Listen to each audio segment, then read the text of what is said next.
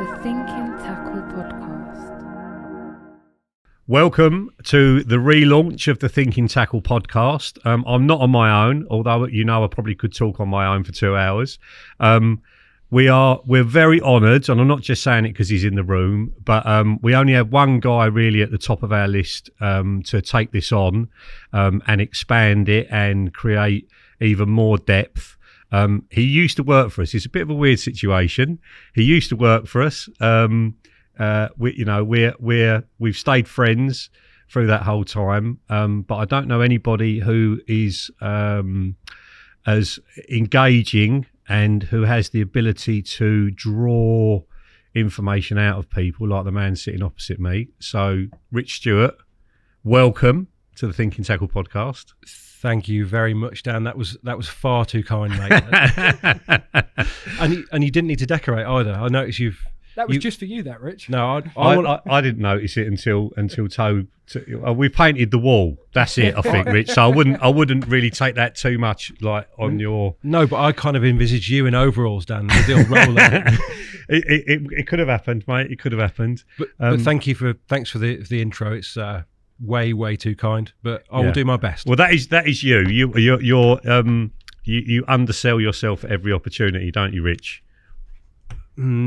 Yes is the answer to that. I'll take that. Listen, it's better to be modest and leave something in the locker, Dan, isn't it? I think it is better to be modest as long as you don't die with it still in the locker, Rich. Well, we'll try and get some out on this, then, won't we? Yeah. So, what I said is true. You know, when we advertised for it, we had you in mind. It's very good. Because it's it's difficult shoes to fill.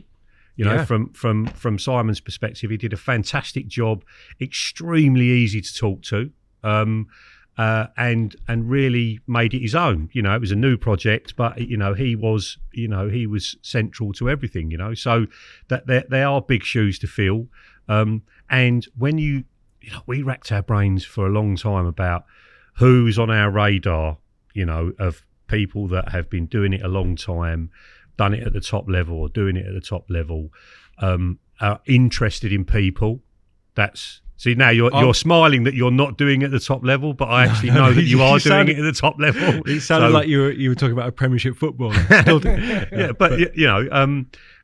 But somebody who has that awareness of the whole scene from back in the day to now, is interested in people, is able to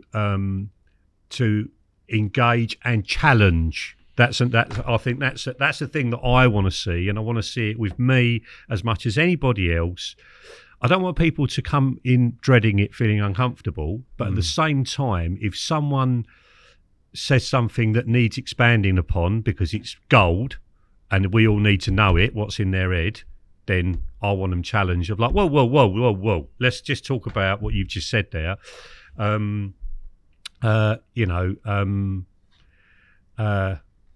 Jason is hook sharpening a Supremo. I want him back in. I want you to be nailing him to the floor. You've come straight in with Jason. There's a lot behind that guy, isn't there? Mate, he doesn't.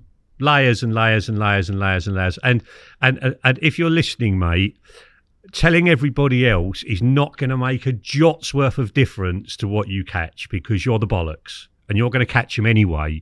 And if you're giving away, I've done it my whole angling career, and whilst I wouldn't do it on a lake that I'm actually fishing, so the syndicates I'm on now, there's no way I'm going, hey, come into my swim, let's make a podcast and I'll show you every single tiny thing that I'm doing. And I'm not going to do it because I'm competing with them. We're all vying for the fish's attention, aren't we? So there is a bit of competition going on. But if you're not fishing the lakes, if those people that you're communicating with on this podcast are not fishing the same places as you, then and it's stuff that you learned 10 years ago and you're so far past it now, just tell everyone. I know that secretly, Dan, this is such a little brainchild of yours, because you are the guy, you're the tactical kind of geek that wants to be over someone's shoulder as they getting their best kit out on the dance floor, aren't you? You've always been that guy that secretly you want to know everything. You never that they're stop doing. learning, mate. You never stop learning, and you know, I've just been filming for a couple of weeks at Gigantica and Lac Luna, and you watch the anglers fishing, and you pick up stuff from everybody, not just your Tom Stokes or your Daryl Pecks or whatever, but the guy next to me, good old Jimmy next to me in the Stink. He had a mega week. He had 5 up to 62 pound fishing whole boilies, only fishing at 16 wraps, you know, and watching him fish and seeing how he was catching them, it sparks things in my mind. The next time I go back, maybe I'm just going to boilie fish next time, because his average size of fish was incredible. Right now, you know, I think it's wrong to discount people because, you know, they're not in the public eye, or that maybe they don't do as much fishing as you do or whatever. But if somebody's got it right, it doesn't matter whether they've been doing it 5 years or 50 years. On that session, they've got it right, and there's stuff to be learned from them. So Jason Hayward and people like that, he's forgotten more about it than most carp anglers will ever know. You know, so come in and tell us all the things that were important to you 10 years ago. Not 10 months or 10 minutes. 10 years ago, the things that you learned. You know, don't give us a tenth of the story. Either tell us properly or don't tell us at all. That's what I think. If you're going to come in and do the podcast, contribute to other people. Anglers will take snippets of what you say and they'll put it into their fishing, and they will catch their personal best. And you have played a part in that, whether you ever get to find out about it or not. And I walk around with my chest puffed out, knowing that on a day-to-day basis. And I think that's a wonderful thing to be able to do in your career or your pastime, however you want to, you know, whatever position you're in, whether you're in the trade or not. But to be able to contribute to another person in that way, not many people get the opportunity to do that in their life, do they? No, and I think there's 2 things there, Dan. One, we need some wanted posters drawn up with people like Jason. Number 2 is, you touched on it then, and we are going to talk about it today, that is the slightly cloak and dagger world of syndicate fishing, right? Yes. When you haven't been as open, yes, as perhaps you could have been. Yeah, it's not for hiding it. It's for one, not wanting to share my entire fishing life every minute of every day, and I can't understand. If I was 25 now, Instagram would be and TikTok would be my bestest tools in the whole world, and I would be on them 3 times a day, every single day of the week, you know. But having gone through all of that and done all the magazine work and everything else, and been everywhere all the time, I need to keep something for me, you know, because these times that we're going to talk about now have passed 10 years ago or more. I'm able to sort of reflect on it now, and I've got my personal fishing now, which is still just for me, and that might come out in 10 years' time. But I don't have a need to blur everything out every minute of every day. I'll do a couple of masterclasses or a couple of thinking tackles in a masterclass each year. Steer the ship with the rest of the filming. Enjoy being behind the camera as much as in front of it, and you know that. Yeah, so it wasn't a conscious, like, I'm not going to tell anyone. It was just there was enough of me out there as it was.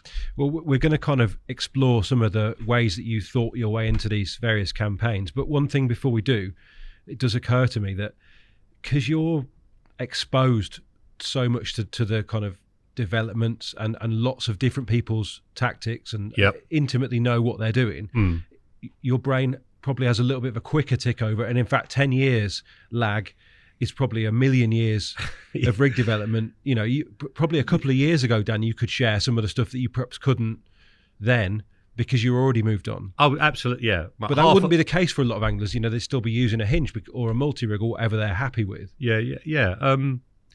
Yes, I'm a natural problem solver, I'm told by my coach, which is a good and bad thing. The bad side of it is I'm a brooder, you know, a worrier, too much of an overthinker, you know.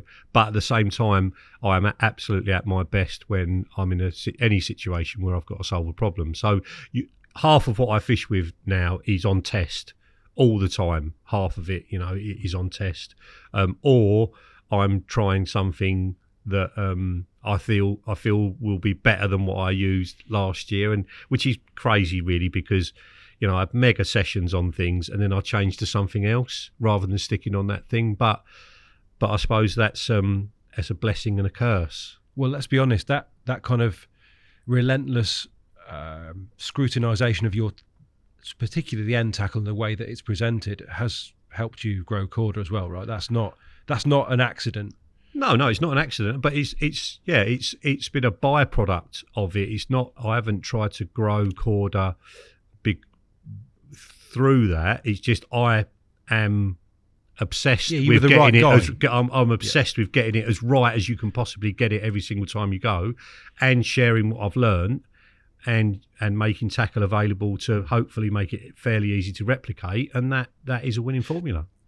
Before I introduce the first little subsection of this chat, I do want to know though, Dan, whether you're guilty of solving problems that aren't there at times because you feel like there's always some way you can get a bite, even that perhaps the fish aren't there or whatever. If you're stuck in a swim, you're going to change things, aren't you? Yeah. If I wouldn't say immediately, but certainly at the end of a session where I feel I should have caught and didn't, then I'll be racking my brains on the way home. And as most carp anglers are that are into it, the ones that are living and breathing it, I get there's loads and loads of blokes who go at the weekend. If they catch, they catch. If they don't, they don't.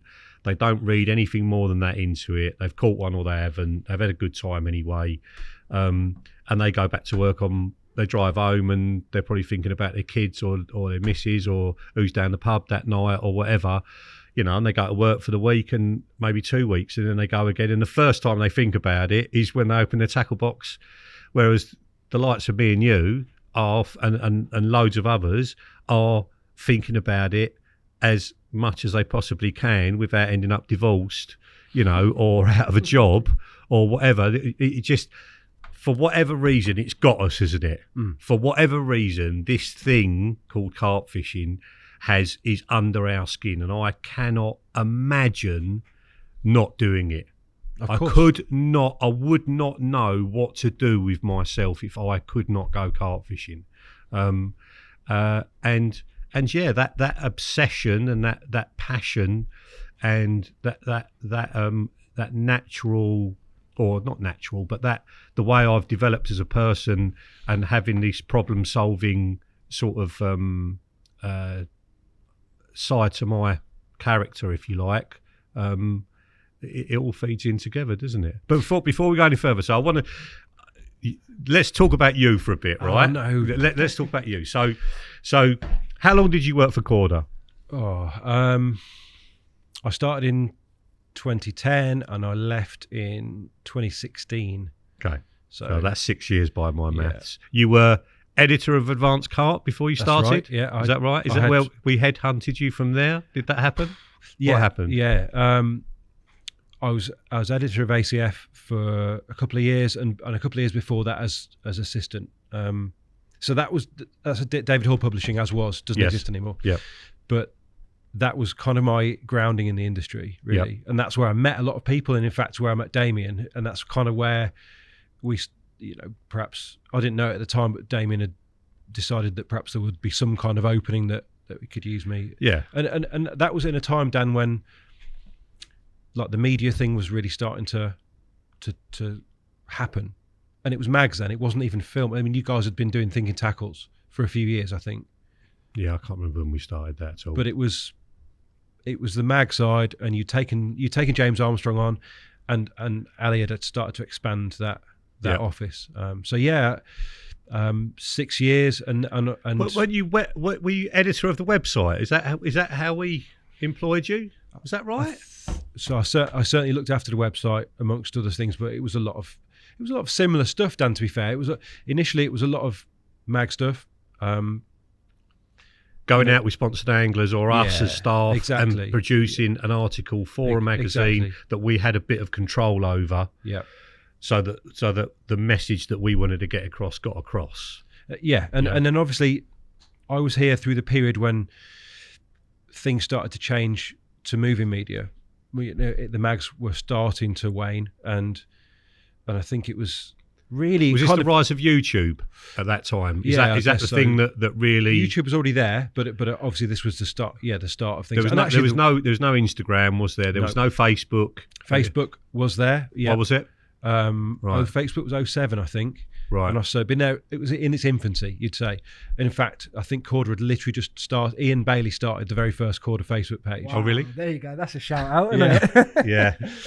We do need to pay you for that, Bales, by the way. I don't know about that, Dan, because I think it got shut down again because it was a personal page rather than the business page. Okay, but anyway, right. Good try, Bales. Well done, Bales. Yeah. Well done, Bales.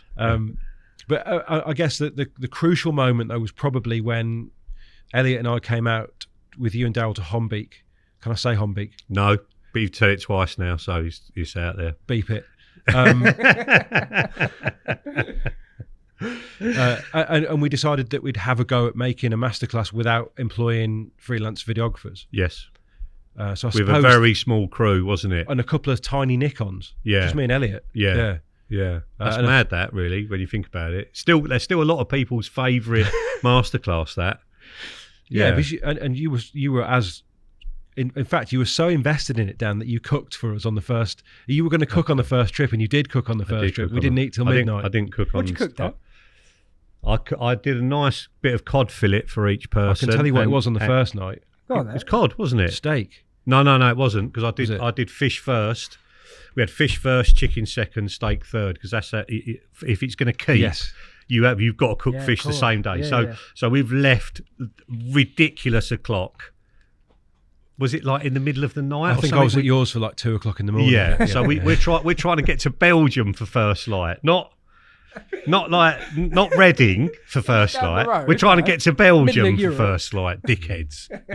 We should have just gone the day before. But me, I'm trying to limit the amount of time I'm away from home from the family's perspective as much as possible, because they have to put up with me just not being there all the time. And I'm away 100 nights a year. Probably 30 or 40 for work and the rest for myself. Probably less work now, more myself. And they have to deal with that, don't they? So we got there silly o'clock in the morning. Stuff's just come out of the fridge that morning, nice. Tobe, so it's in a cool bag and everything else. Daryl's got like a thimble full of fishing tackle and a trolley that goes about 800 miles an hour. Yeah, no power pole. I've got something that's piled up like 100-acre lake we're fishing as well, with towpath all the way round. And come the evening, we didn't eat 12 o'clock at night. I vividly remember where we were in halfway down that bank that Daryl did really well on. We were sort of just short of his swim. Yeah. And I cooked for everybody, and I did cod fillets with a bit of like basting them in butter, and did new potatoes and broccoli and all that. I said, "Where's your plate, Rich?" He said, "I haven't got one." That's right. I'm like, "What?" He said, "Can't I just use this bucket lid, rip in the top of one of my buckets, bait buckets? Can't I just use this? Where's your knife and fork?" "I haven't got a knife." In my defence, Dan was catering, right? But evidently not. I was cooking. I was cooking. I wasn't bringing four sets of plates and knives and forks. Like when you go fishing, you take a plate and a knife and fork, don't you? No, I ate out of a pan. Still. Right. Okay. Yeah. Right. Okay. Well, that was the breakdown in communication. So he ate this lovely piece of cod off of a black bucket lid, and I'm like, I am not cooking for you lot anymore, because I spent so much time in the supermarket buying all this and then cooking it and all that, and you haven't even got a plate with you to eat it off of. That's it. I've had enough. I think you are either. I'm not a big angler, but I think you are either one way or the other. Like I've seen my old man on the bank cooking, like you said, steak, nice potatoes, grilled veg in there. And I went away filming with Dean the other week, and I had about 4 sandwiches, Tesco meal deals, and a couple of crisps. Yeah, well, Damien, I always say, if you're going to go to war, I want to go to war with Damien, because Damien will have the best weapons, he'll have the best camouflage, he will have the best tech, he'll have the best comms, he'll have the best everything. And Damien will win before the other side even know what has hit him. Yeah. Because everything he's got I go fishing. Well, very rarely do we go fishing together, and I'm like, "What's that?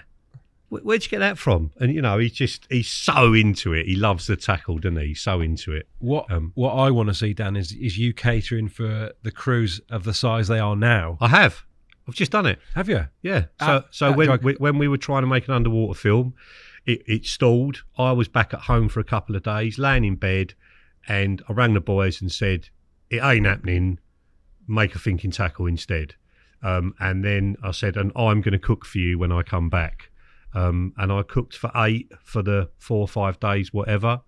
And we had a nice breakfast platter every morning out on the bench. Had a little bit of like our beef for sort of chill out, playing in the background as they all had their fresh yogurt and their cereals and some crushed nuts sprinkled on top of it, and a bit of fruit, a few raspberries, and a little bit of maple syrup poured over it, and then for lunch we had crostinis, which is like the baguette sliced up in a bit of olive oil, bit of pate, fresh black pepper, and I got them a glass of champagne. I'm like, right, okay, we're gonna have a crostini, but then you have to have the champagne straight afterwards. So we had that for lunch. I did barbecues, I did slow roast pork, I did some really nice pasta dishes. So I loved it. I think we should point out to the audience and Rich that we haven't received any of this treatment, have we? You haven't been fishing with me, have you? I love to serve, right? I always have. When I worked for NatWest, my favourite job was on inquiries, because people coming in, can I open this account, or can I transfer this money, or and I just loved it. I've always had that in me, and Dovey was just pissing himself laughing as I'm doing it all. I'm toasting pine nuts and sprinkling them on and all that, and shaving fresh parmesan, stopping people and shaving fresh parmesan on their pasta, and he's like, he couldn't talk. He's just pissing himself laughing, But it's that sharing thing, Dan, isn't it? you want people to have the same experience that you've really enjoyed, and actually Toby did cook for me and Elliot, so I have recently had the Chateau Fairbrass experience. Yeah. I'm missing out here. No, I need to come over. We could do the next one on location in my back garden with the fishing. It's done already. Fishing, yeah, let's get it booked. Yeah, we can do that. No problem. We were roughing it a bit, Dan. It has to be said. We were roughing it. We had no chef. There was only one cameraman per angler. Yeah, I was with you, and obviously Elliot with Daryl. Stavey killing him, and. Yeah, and you made me stand in a swim for 2 hours to reserve the swim while you went round the lake looking. That was probably my least favourite moment of the shoot. Right, okay. It's like, can you just stay here with the bucket, mate, just in case I can't find anything better to fish for? But you did well, and we all, I think, like you say, I'd love to go back there. You haven't kept your ticket. No, fishing. It all sounds great, fishing. Having a syndicate in another country, but the travel kills you. And I do long journeys in England, but an hour down to the tunnel, it's an hour and a half to get through by the time you've queued up and what have you, and then a couple of hours the other side, 4 or 5 hours at the start of the session. You're getting up, because if you want to get there at first light and actually see some fish showing, like you say, you've got to leave at 2, 1. Whatever in the morning, so you're not really sleeping the night before, and then you try and lap 100-acre lake on 1 hour's kip and then fish effectively. You're basically you're up against it from day one. You're already fishing tired at the very, very beginning of your session, and when you're in your 20s and probably your 30s, then fine, but I'm in my 50s now, and I could not do it now. I'd have to get there the evening before, which is another evening away from the family, and then get up at first light and almost start my session then, not even fish that first night unless I found them, and then start afresh like I've just woke up in Belgium 5 o'clock on a Monday morning, so but it's an amazing lake, and I'm sure that in the summer you can fish around the people that are rotating swims, because that is the Belgian way, just to rotate swims for the entire summer. One guy works weekends, the other guy works during the week, and they just swap over on a Friday, and that's it. It's sewn up until they want to stop fishing in November or whatever, So them good central swims that command a load of water that Daryl did manage to get into during a 21-day session. He might have been 10, 11 days and 4 or 5 moves in, and then he got the swim. Well, even then it was almost a miracle. It was like a guy packing up that wasn't supposed to pack up exactly. that allowed him in to break that chain of I can remember rotation. Him, Daryl does the heron, the head comes up and he's like, there's no one over there. Why is there no one in the swim? Like that, rides round on his bike. Oh my God, there's no one in there. He's throwing his bivvy together and getting round there. So, but on that lake, I would love to go back to, and I think in the summertime and in the spring, when the fish are very mobile and sitting put in one swim probably isn't the way anyway. I'd love to go back, knowing what I know now, as an angler, and have another go because they're mega carp. Very much so. Yeah, I like the way we've shortcutted this talk about me. So let's move straight on. No. So you left in 2016. Yes. To go freelance. Yeah, I remember vividly. I just said to the guys out in the office there. I remember the day before I left. Bear in mind the context is that we just found out that after like a difficult time trying to get pregnant, that Sal had fallen pregnant, and I didn't have any work lined up, and I had a large Costa coffee the day before, and honestly I thought I was going to have a heart attack. I was that jittery, anxious. I can't remember coming in, sitting down in front of you and Damien and Ali, and telling you what my plan was, and you were like, "What? You're leaving and you've got nothing booked?" I was like, "Genuinely, Dan, I'm not pulling the wool here. I haven't." And he said, "Rich, I can't really say anything, can I? Because I've done the same thing myself." And that was it. That was the end. It was sort of a very quiet, unceremonious slip out the door from Korda, and yeah, that was 6 years ago. So yeah, somehow nearly. Yeah, it's mad. And then, how long were you freelancing before you got involved in Cypography? I kind of think Cypography launched in late 2017 from memory, so not about a year. A year. And did you start off freelancing for Elliot, or were you straight in as a partner in it? No, we launched it together. I'd been doing a bit of work with you launched Cyp together. Yes. Right. Okay. Right. I'd been doing a bit of work with Nick Reed at Carp TV at the time. Right. Yep. And got the sense that Nick was open to kind of. Well, Nick's not an angler, done a great job with that alongside Joe Morgan over the years, but he'd kind of I got the sense that he was going to move on, and he was happy to kind of maybe look at selling the business. Yeah. So yeah, Elliot and I.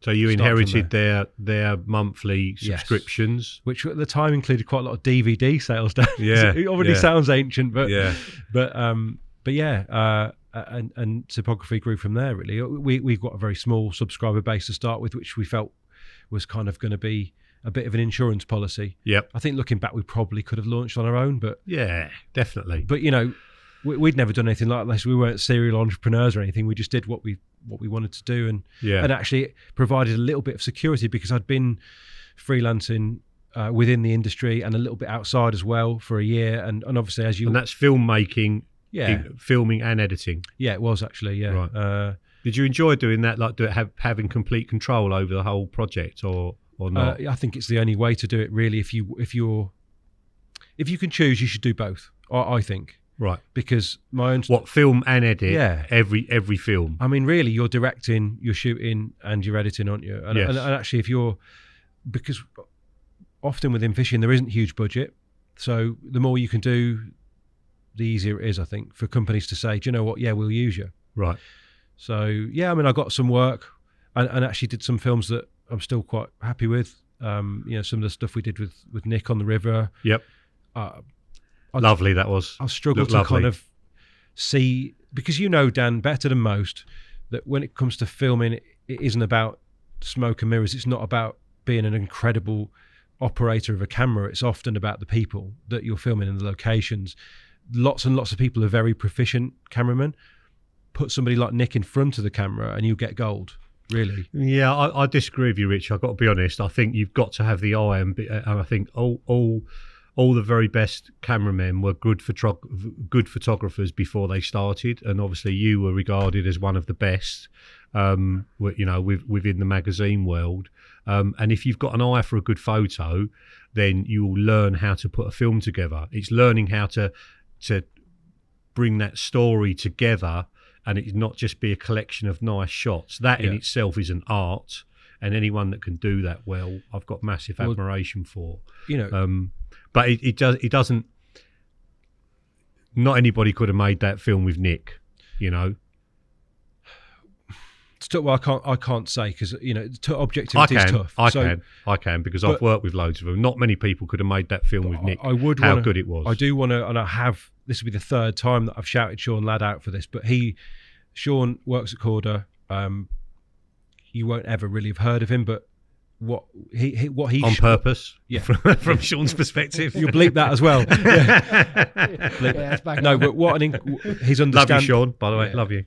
His understanding and his generosity in terms of time that we spent together here, helping me to understand how things should work. It's quite a simple set of rules, isn't it? It is. But if you don't know them, and a lot of people in fishing don't know them, they don't. I find some fishing films impossible to watch. As much as I would like to see the content, the breaking every rule in the book, and it's all like, there's no flow to it. And if you can get flow and a great scene and great fish and a great talker, then you're getting there, aren't you? That's one of the rare examples, though. Let's say that Nick film, when everything comes together. The first 50-pounder ever caught from the Thames. Yep. How do you top that? It's and actually some people have asked me, I was thinking about it recently, Dan. I often get asked what's the most impressive fish that you've seen. I've seen fish like the parrot with Terry, Burfield Common with Stokesy, but that Nick River 50 takes some beating. It really does. Just in terms of what it was, as well as the way it looked and the atmosphere. There was a tangible atmosphere that day. So that will live long in the memory. Were you there for the whole thing then? You were there for the bite and everything? No, I got the call. He had it early hours, sort of 3:00 in the morning. Right, okay. And mate, my phone is on silent, and you sort of wake up and I don't know what woke me, but I looked down at my phone. There was like 10 missed calls or something. I was like, I better get on the. It was autumn, so it was dark till 8:00 or whatever. Right, yeah. And there'd been a storm roll through that night as well. And Dan, who was the other guy that manned the cameras that day, Dan Wildboar, came down with Marcus House. They'd been on another lake somewhere else in Thailand.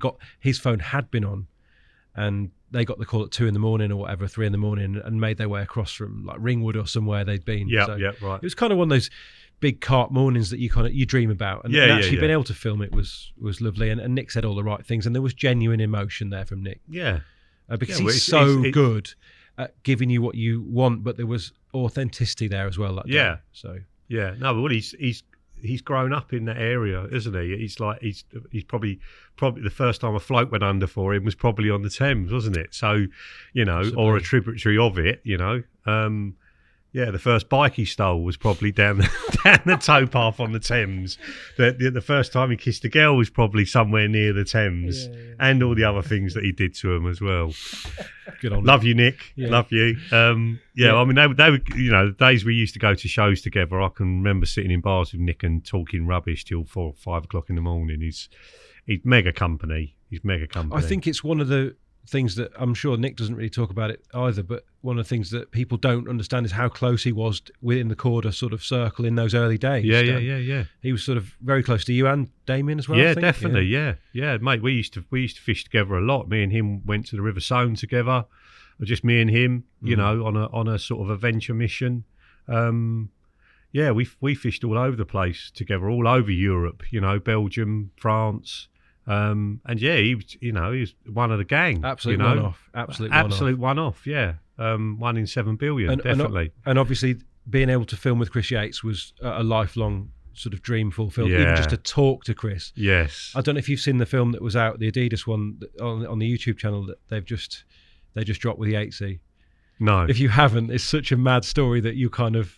Your brain probably scrambling now to kind of work out why. Yeah. Chris Adidas. Yeah. Right. They've just done so every year there's a skateboard company called Palace, right? UK based, I believe. Right. So I was sort of learning a bit about this the other week, but they do collab stuff with big companies they're big themselves, sort of 2 million followers on Instagram and stuff. But right. Palliser. Yes. Really? Yeah. Right. Okay. That's bad, isn't it? Yeah, they're quite a big deal in that circle, and they'd done a collab with Adidas, or they do one every year. This year was set to juxtapose one of the best skateboarders in the world, a Brazilian kid called Hater, with somebody, and they chose Yatesy. I actually did speak to Chris about this recently, and it's a mad story, Dan. But they decided this year that they were going to, for their collab with Adidas, it was going to involve nature, and it was going to juxtapose their usual urban skate stuff. Yeah. So the creative director or whoever had somehow seen, bizarrely, this is kind of loops back around nicely. He'd seen one of the films that we'd done with Chris. Right. I don't know how, but he was like, "That's the guy that we want to use." Right. Right. Get me this man. Right. The yin and the yang. Yeah. Basically, exactly. the complete opposites. So really offbeat film, lovely little film. But Chris was like, "Yes, I said no originally, and then somehow they'd spoken to his son, and I think his kids had convinced him to do it." Right. And yeah, there's the most unlikely collaboration. So Chris Yates stuff on Adidas YouTube channel at the moment. So is this like a film, a short? 7 minutes. 7 minutes, right, okay. It was a 3-day shoot, I believe. On the Adidas channel here, it's got 2,500. Right. That's not a lot, is it, for Adidas? No, yeah. Surely it's got to be more than that. Either way, I love the fact that they've even considered fishing within that setting. Mate, it's, I think fishing is very well represented now in the media generally. Yeah. I think in most countries, I know in Holland, I think that the Dutch National Fishing Federation or whatever it is paid a YouTuber a significant amount of money to go fishing. Yep. And that made a huge difference to the amount of people wanting to take it up. So, and all credit to them for that, because we're all trying to expose angling to a wider market and spark something in people that they want to try and have a go at it, And COVID's obviously forced that on a lot of people, which was really good for the angling trade. And I would hope that quite a few people have stayed doing it and are reaping the benefits of, like we do, of being outside. Yeah. Because if you're listening to this and you're not a fisherman, God knows how you're still listening to it 15 minutes in of waffle about all things fishing. But if you're not as into it as we are, we get to see our surroundings, our countryside, in every intensity of light, in every weather condition, in every month of the year, and we're sitting in it for days on end, far more, I think, even than a wildlife enthusiast is, waiting for one of them rods to burst into life and there to be a fish on the end. And that is half of it for me. Definitely being out there, I'm literally moved to tears. Like kingfisher will go across in front of my rods. I'm spellbound by it, And that must have changed for you, Dan. The percentage though, because I feel like you've been more driven and more focused on the angling in the past than the 50-50 would suggest there. Yeah, maybe it isn't 50-50, but I've always appreciated the grebes up, with their heads going like that, and a kingfisher or the sunset, and even if there's a factory in the background and it's gone all peach mulberry in the distance and the sky's all grey above it, and I hear all the cars steaming backwards and forwards on the road, and I'm thinking you're missing all of this. You this does not register for you at all. Not maybe people when they're walking their dog might do it. Maybe if you're over the park with the kids playing football, maybe you notice it. But we're sitting dead still for 3 days, and it's not just the animals, but the tones and how everything changes and everything. That that's always been a big thing of it. But my desire for communicating the information and for success is the thing that's always taken the limelight, isn't it?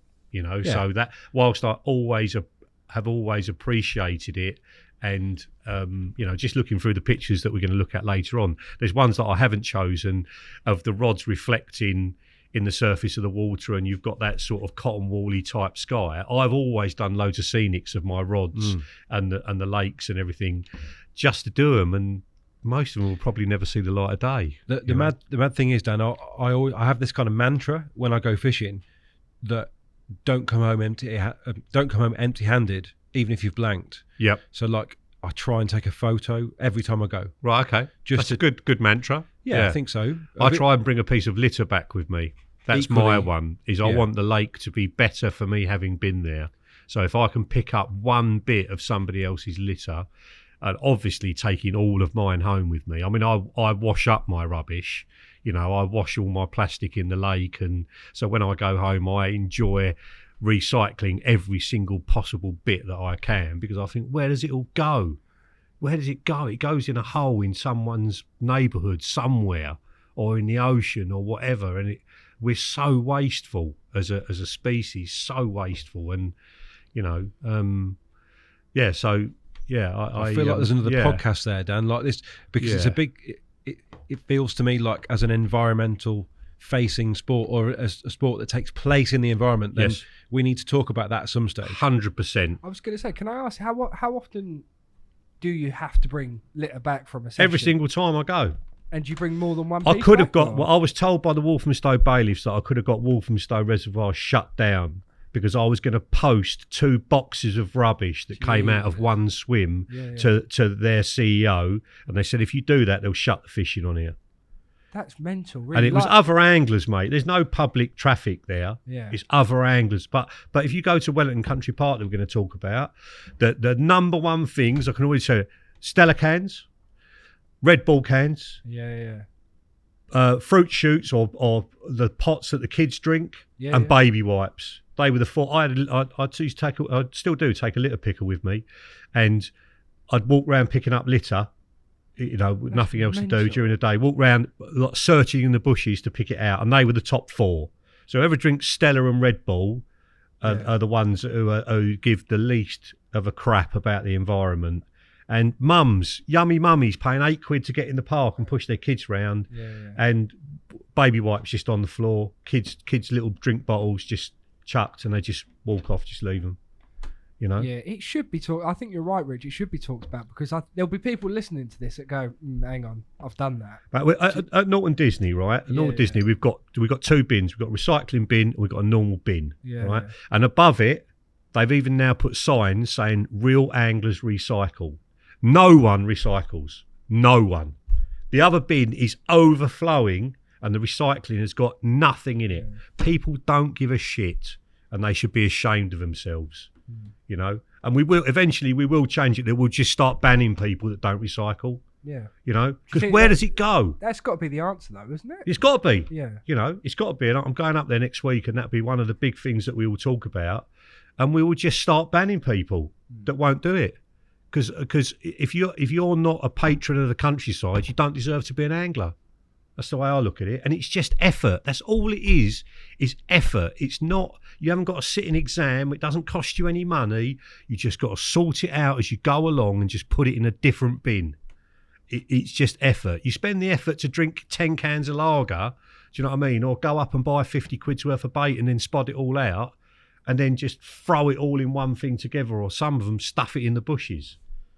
They stuff it in the bushes with their ticket that they've paid for with a card to start their fishing, so it's got their details on it, and then we're like, banned for life. Not just from there, but from every embryo lake, banned for life. Yeah, that's the mentality of some people. It's just, you know, but yeah, the taking the picture thing, Rich. I think that's a nice thing to do. It's an utter blank, or go home with a picture. So. Yeah, but luckily it hasn't been total. What do you photograph? I'm a bit like you. There's always a rod shot. Yep. But partly because I like looking back at those. Yep. You know, that was the swim. That's how it looked. You know, I've enjoyed that actually, sorting the pictures out for this. Yeah. Just seeing the swims of old. I've actually got a rod shot. Do you mind if I throw one on? Go on. Chuck one over there. I'll rate it, Dan. This is that's the first one I've seen. I'm saying 8.75 out of 10 for that, Dan. Really? Yeah, I like the corner to corner. Yeah. Thank you. Look at the high standoff rings on the infinities, man. If I told you I had 240s in that November session, do I get a 9.75? We'll say 9. I'll meet you in the middle at 9, Dan. Mate, did you actually? I did, yeah. I did. That's at Elstow. That's a stick swim at Elstow. And I followed, we'll tell the story properly later, but I followed the Pashley's nan into the swim. No pressure. No pressure. Look, you can actually see, looking at the backrest, you can see the pair of boobs hanging down that had a hook amongst them that my missus bought for me as a little reminder of her. So they're hanging on there still. Down, there you go. Look, it's not a pair of balls. That's a pair of boobs with a hook in it. Let me just show everyone. Yeah, there you go. But no, my photography has evolved and improved dramatically. And in that one, everything's in focus. You know, it's not. It was as good as I could do with the knowledge I had at the time, Rich. You know, so to get an 8.75 now, I think is generous. Personally, but it captures the moment, does it not? And that's the thing. It's not about how beautiful is my picture. I find when I look back through my stuff, it's often the shots of us all having a social or the bits before or after a fish. Like I've seen the fish before. Kind of the more I see it, the less I look. The more I look at it, the less I see. Should I say? Yeah. And it's the same with the other photos. It's always the incidentals that I actually make the effort to photograph these days because you kind of feel like you're cataloguing something. So with Cypography, what's your month like or a week like? Are you out shooting and then editing, or are you photographing in the background, or what are you doing? I do very little photography now, Dan. I thought you were going to say I do very little. Well, some might because say, Elliot does look a lot more proactive on social media than you. I've got to be honest, mate. I don't post a lot on social media, right. and actually, you're like the crappiest business partner. If you weren't so good at your trade, then difference is the way I see it is a lot of the people that say I've got like 7,000 Instagram followers, Dan. Right. We've got all those people covered already. I'm pretty sure most of those guys already have Elliot or Sip or whatever, so we can speak to them without me needing to do it, which is fine because I don't find it very easy. I mean, you don't even have a bloody Instagram account. I don't, mate, so I can't say. But a week is very different. And actually, there's something quite pertinent to the Korda thing here because I did see an advert you put out not that long ago for guys to go out and do some of this, be involved in the shoots, and you made it very, very plain that being away from home was a big part of this process, and actually, it's in hearing that I feel a bit more vindicated that I made the right choice because it wouldn't have been for me, Dan. Yeah. At this stage now, you know, with a little one, she's going to be 5 soon. That time abroad would have been out of the question. So actually, I think what I'm leading on to is that I try and do a bit more at home now. So I'm doing a lot more editing now. There's a couple of us that edit. And I do some shoots. Do you have a separate room indoors that you can lock yourself away, or does she come up and grab Daddy and want to play? And I mean, obviously that's nice if you. She's at school now, so yeah. But I mean, if you're still cracking on, do you just do it when she's out of the house, or do you get up early and start, and then she comes in and gets you? So I do school drop off. Right. If I'm at home, then I'm back editing. And then she comes home at sort of 3:15. Right. Sal picks her up. Yep. Right. And she'll come down, but Sal will sort of take care of her till dinner time. Right. And then I'll probably have another stab at editing sort of later on, depending on what I'm doing. If I'm not doing anything fishing wise or sort of family stuff or socialising, then I can be back down. I've got a little office at the bottom of the garden, Dan. Is what is the answer to that. Would you rather edit than watch the television? Yeah, I don't watch telly. You don't watch telly at all? Nothing. Well, the last thing I watched, and I'm so late to the party on this, it's a joke, was I binged the whole of Game of Thrones between January and March. I can't laugh because I still haven't seen it. Mate, shut up. Mate, honestly, I haven't. Mate, I was late to the party. Season 6 had come out, and I thought I shouldn't even start watching it out of respect for all the people that have watched it. It is a bit like that for me now. Every single minute of every. I've heard it's brilliant though. It is amazing, absolutely amazing, and everybody should watch it. Yeah. But I thought that ended about how many years ago was the last one? It was actually only 2019. It was only 2019. Was it? Yeah. 3 years ago. Yeah. Right, okay. tell me I'm right, Tobe. I got a bit hooked on it, and actually, I was that guy doing all the kind of YouTube stuff around it because I was upset. I think because I didn't. So there's two things going on, right? All the people who watched it from the word go, they had to wait. 19th of May 2019. They had to wait every year for the next thing, and it became part of their life for a decade. Whereas I had that period, such an intense affair with that program. Yeah. That I was like watching 2 or 3 a night. No, me and the missus were. I'm like, come on, but just one more, like that, and she's like, no, I'm so shocked by the last one. It's like 11:15. Let's go to bed. I mean, so that was the last telly I watched. Right, really. Shame on you, Rich. Do you know what? A lot of filmmakers though don't actually watch a lot of television. Kev Wyatt here doesn't watch any films, any television. Nothing. Well, you're a film buff, Dan, and I don't. Filmmaker is such a high-flown term that I don't identify as one. You are a filmmaker, though. You are a filmmaker. Only in the sense that I make films. Well, what other sense is there? Because there is another sense that there's some kind of inherent art which. There is, but you are. You can make a film, and you can make a film. You consistently undersell yourself, Rich. That's so fine. there is an art to everything that you do. You assume that it's just natural, and it's not. It really isn't. Interestingly, the work with Cypography has been very different in the sense that you haven't got a long time. Like when you're in a corporate setting, you can sort of gestate a film. You can really spend time tweaking. Our turnaround's a lot quicker now. So in that sense, I have to be more practical about the way I edit. I've become quicker, I suppose, as a result. But a lot of my time is editing now, Dan. Yeah. Right. So if you say you're going out with whatever angler, and you do a 48-hour session with them. How many minutes of not cutaway footage but actual of audio do you start with, and what do you end up with? Well, so this is a big difference between corporate output and our sort of slightly more, I guess you'd call it, hand to mouth indie output. In that we're shooting and there's not a lot of wastage. Yeah, like you're not talking about doing a day for 10 minutes of sync. This is a day for like 25 minutes, half an hour. Like, right. Oh, that's interesting. Yeah. Because we need to give value. And the process of boiling something down to the most beautiful and sort of like to its end point is a luxury that I don't always have now. But what it does achieve is something that's very current, that's kind of very fresh. Like we don't sit on stuff, Dan. So yeah.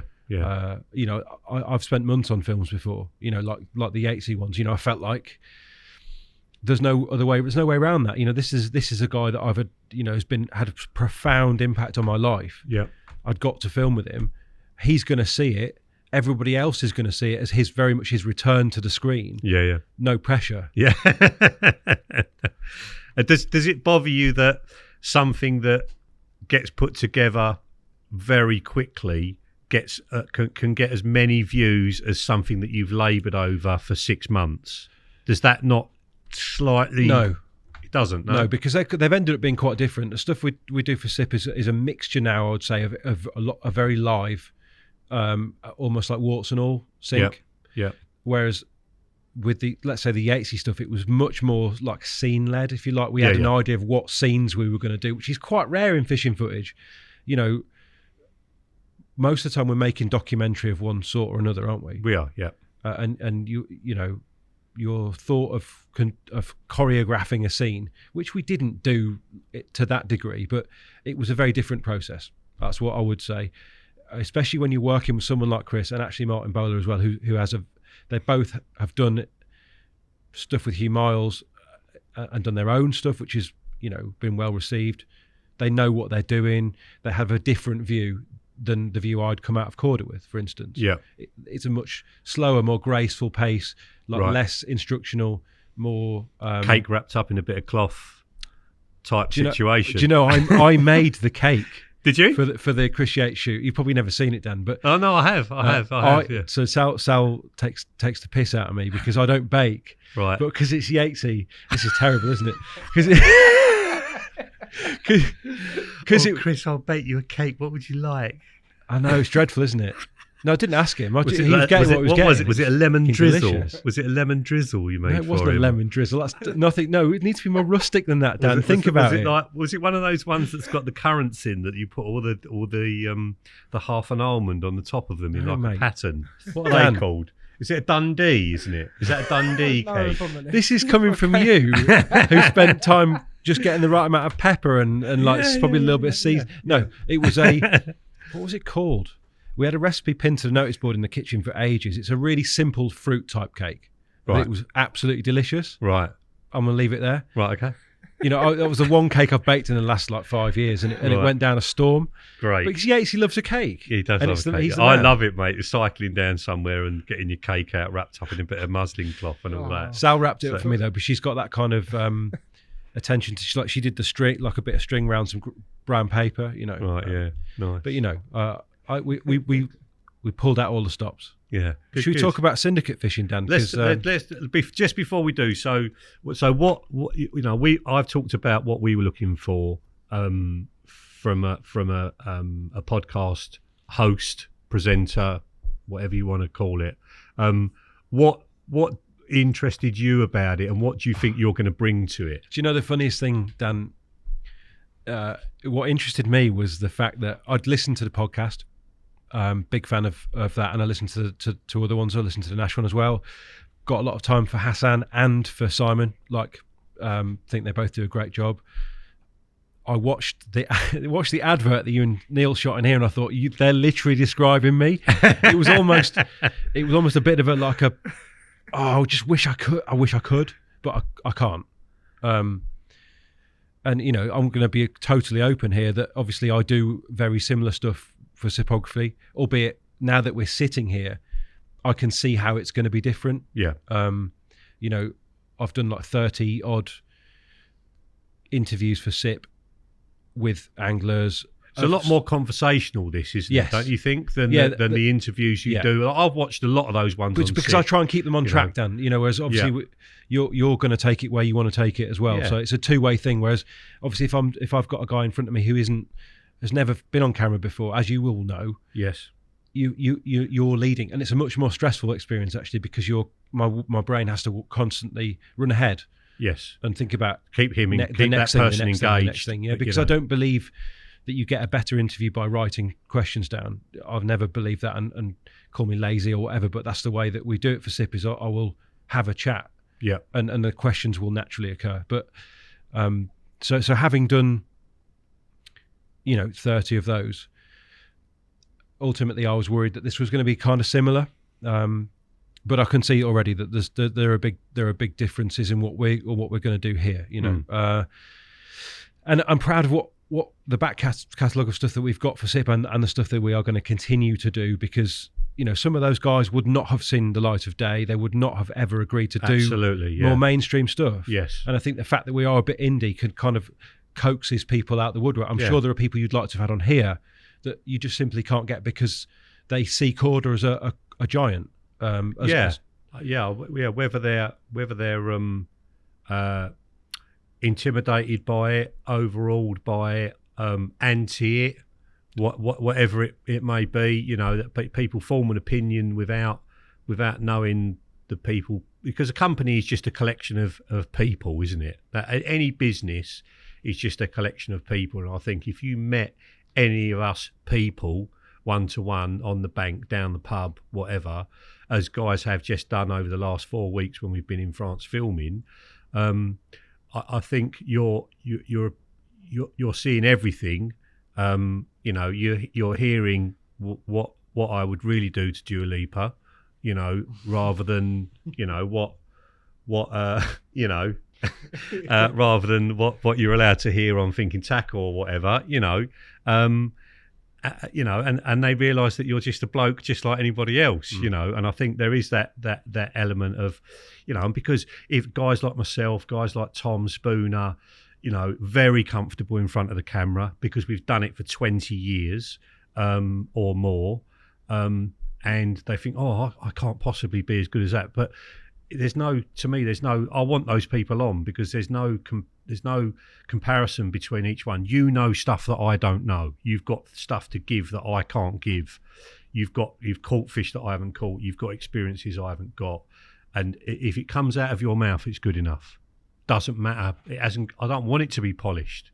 I want it to go off on a tangent. We never thought we'd talk about all these things that we've just been talking about for the last half hour. How far through are we? An hour. Hour. Yeah, We've not even got to the beginning of my syndicate fishing, and we're an hour in. We had no idea, and that is brilliant as far as I'm concerned. And I hope that other people can come in and think, doesn't matter what we get through, what I say or what I don't say. You know, most people think that they'll listen back to it and think, oh, they could have done better. I used to think that about my stuff all the time. Now I just think I've done my best on a day. You can't do any more than your best. I've said what I've said. That's it. Boom.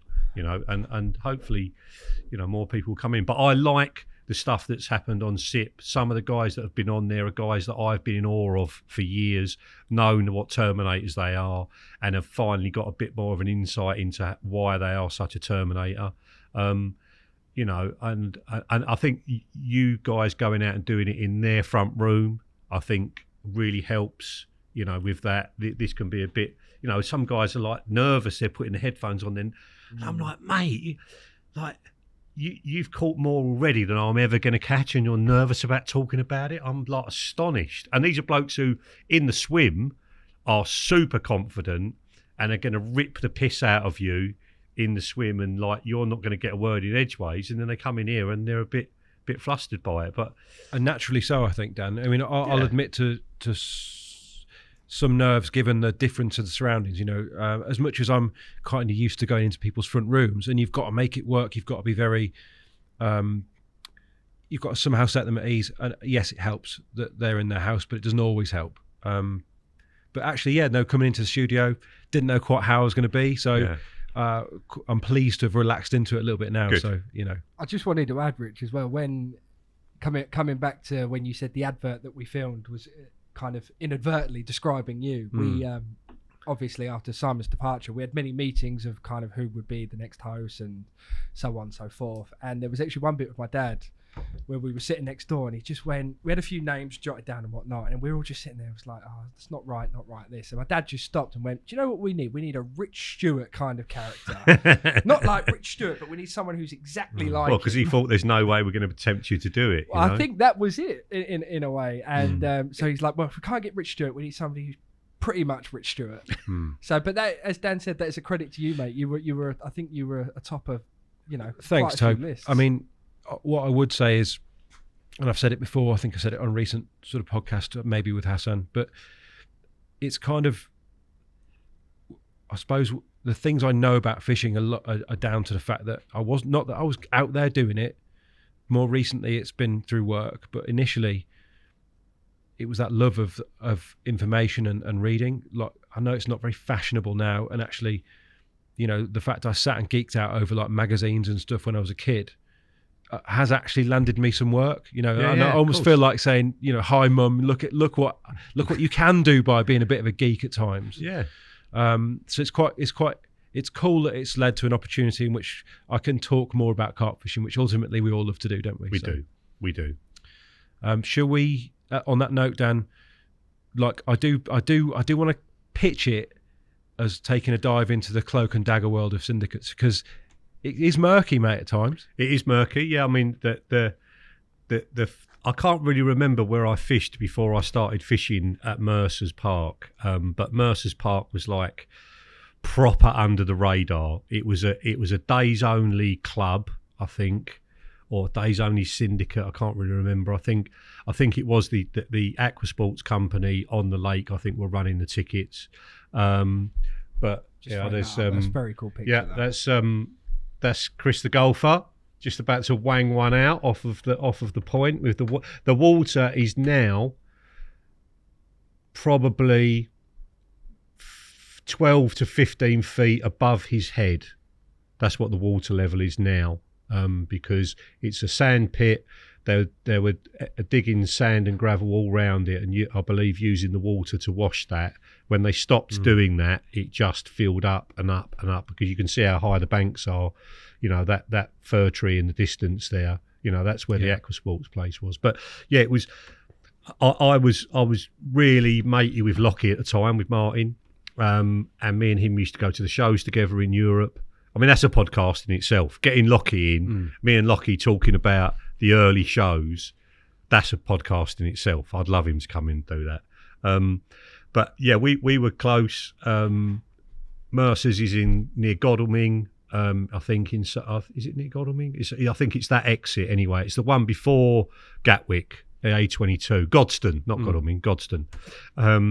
And Lockie knew about it because he's based in Kent. That's how we got a ticket. I went down there and did a couple of day sessions with Lockie, which was an education as well. You know, he's easily in the top 3 most natural anglers. Really? Yeah, easily in the nice top 3. Some of the weirdest tactics and you know, cast with like about a foot of drop, you know, underneath the rod and just wang it out there like a million miles an hour. You know, really strange hook links and rigs and all that sort of thing that for me, my palm test, none of them passed my palm test at all. Yet he used to mow it down, you know. So I went with him.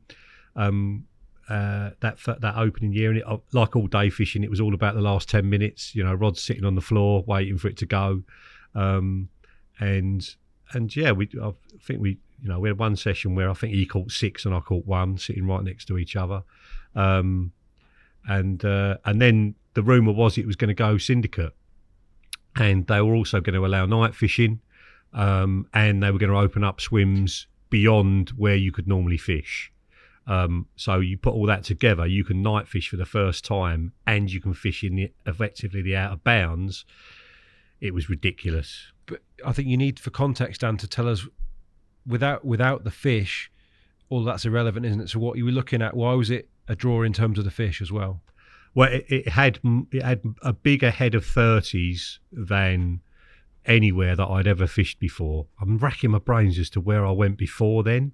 I just can't think of where I was fishing before then, but it was a step up for me, definitely. You know, we're talking early 2000s. Korda was 8 or 9 years old. Most of my big fish fishing had been in Europe, and you know, to get the opportunity to fish for fish of a similar size in the UK was a major step up. I think my first bite was a 30-pounder. You know, when I went with Lockie that day. And yeah, it just had a big head of 30s. I don't know if it had 40s in it then. Maybe it had 1 or 2, or certainly fish that were 38, 39. But you know, this is over 20 years ago. You know, and I can remember at the sorry, Darren, because that looks like a good size. Yeah, the thing that I am instantly seeing that picture is I've got that mark in the middle of my head where I've had my pencil headlamp on, and I look like something out of Star Trek. Can you see that? Right, that's probably the nicest carp I caught out of there. It's a fish called the Peach, 40-pounder, 40 pound 4 ounces. Okay, I think. I'm not peck, Dan. Little tiny peck. Little tiny peck. Yeah, I'd love to know where these fish came from. Big, thick wrist of the tail, heart-shaped tail. You know, they've. Don't know. What do you think? Yeah, I mean, you know a lot about the history of carp and different strains and what have you. I don't think they're dinks. No. But they are very sort of singularly unique, I would say. Like, I don't think I've seen them anywhere else. No, they really are. And they remind me of a Belgium-y sort of looking or a German sort of looking fish.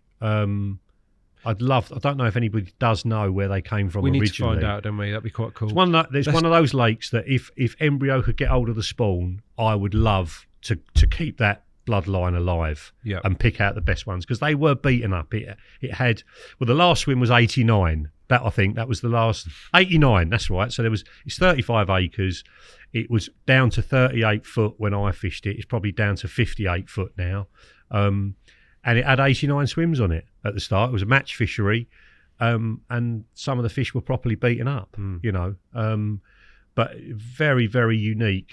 And I think there's 1 or 2 left, actually, still. There is, mate. Yeah. There is, and I think they've reopened it as a syndicate again. I think it was like the Wild West for quite a few years, and there's quite a lot of trouble in that down there.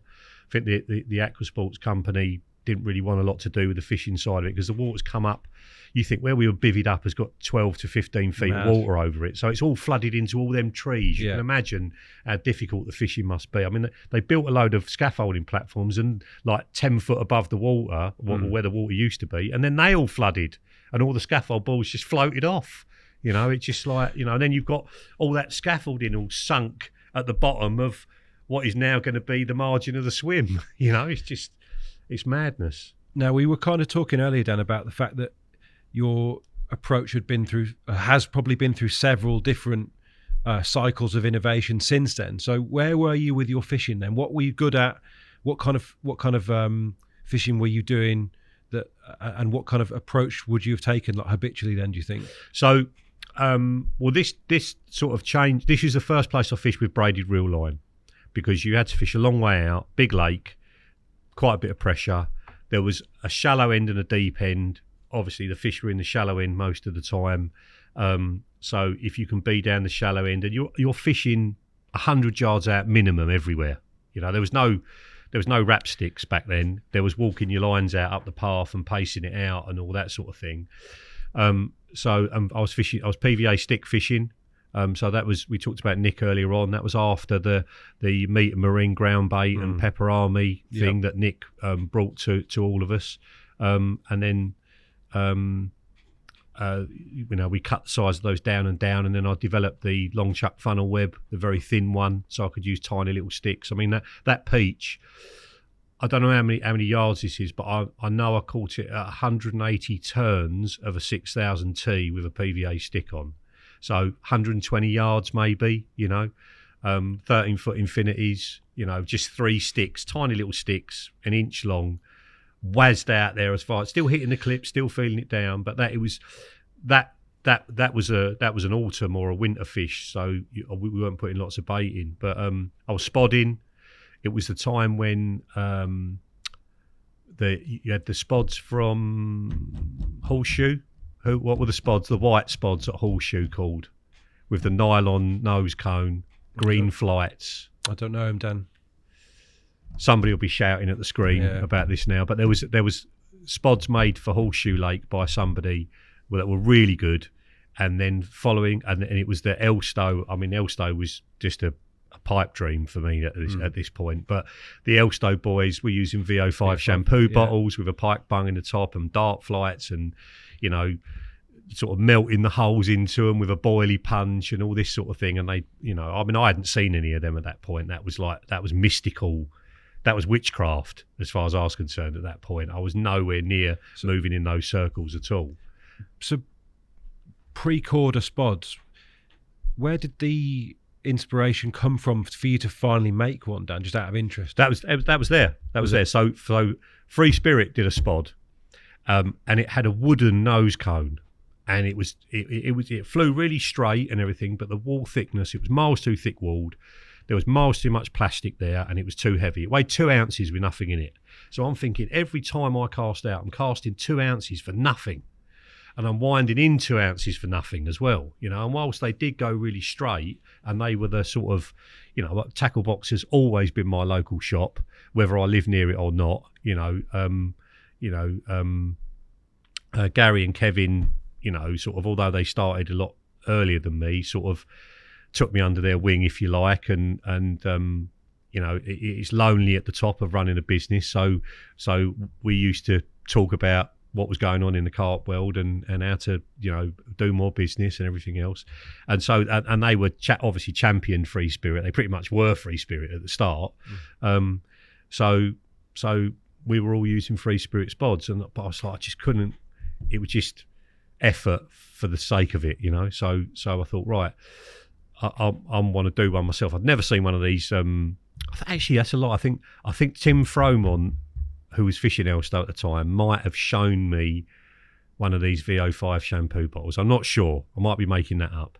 But I thought, I've got to make this as light as humanly possible, wind in as easy as possible, and fly as straight as possible. So I set about trying to reduce the weight of everything. out one of our injection moulders, Simon from Shandu Mouldings, still one of our biggest suppliers today. Love you, Simon, by the way, if you're listening.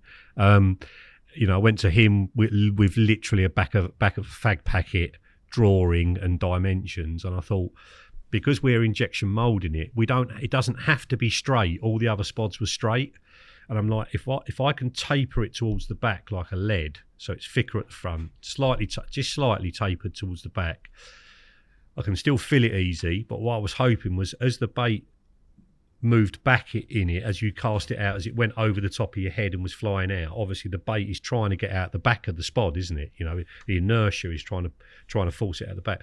If I taper the back, hopefully it's going to jam in that little bit better, and not as much bait's going to come out the back. But they flew a million times better. And I remember that Curly Hatchman, like legend from Savay. And he didn't tell me directly, but he was fishing in '89, and I was on the point, the sort of the new swims. I was in a swim called the Alamo, and he's like, "How is he getting it out there? I've watched him for the last hour, and it's just going out to the same place every time, And I'm like, that's one of the biggest compliments I could have ever got in my fishing, And that was with our prototypes, that, like we talked about before, the problem solving thing.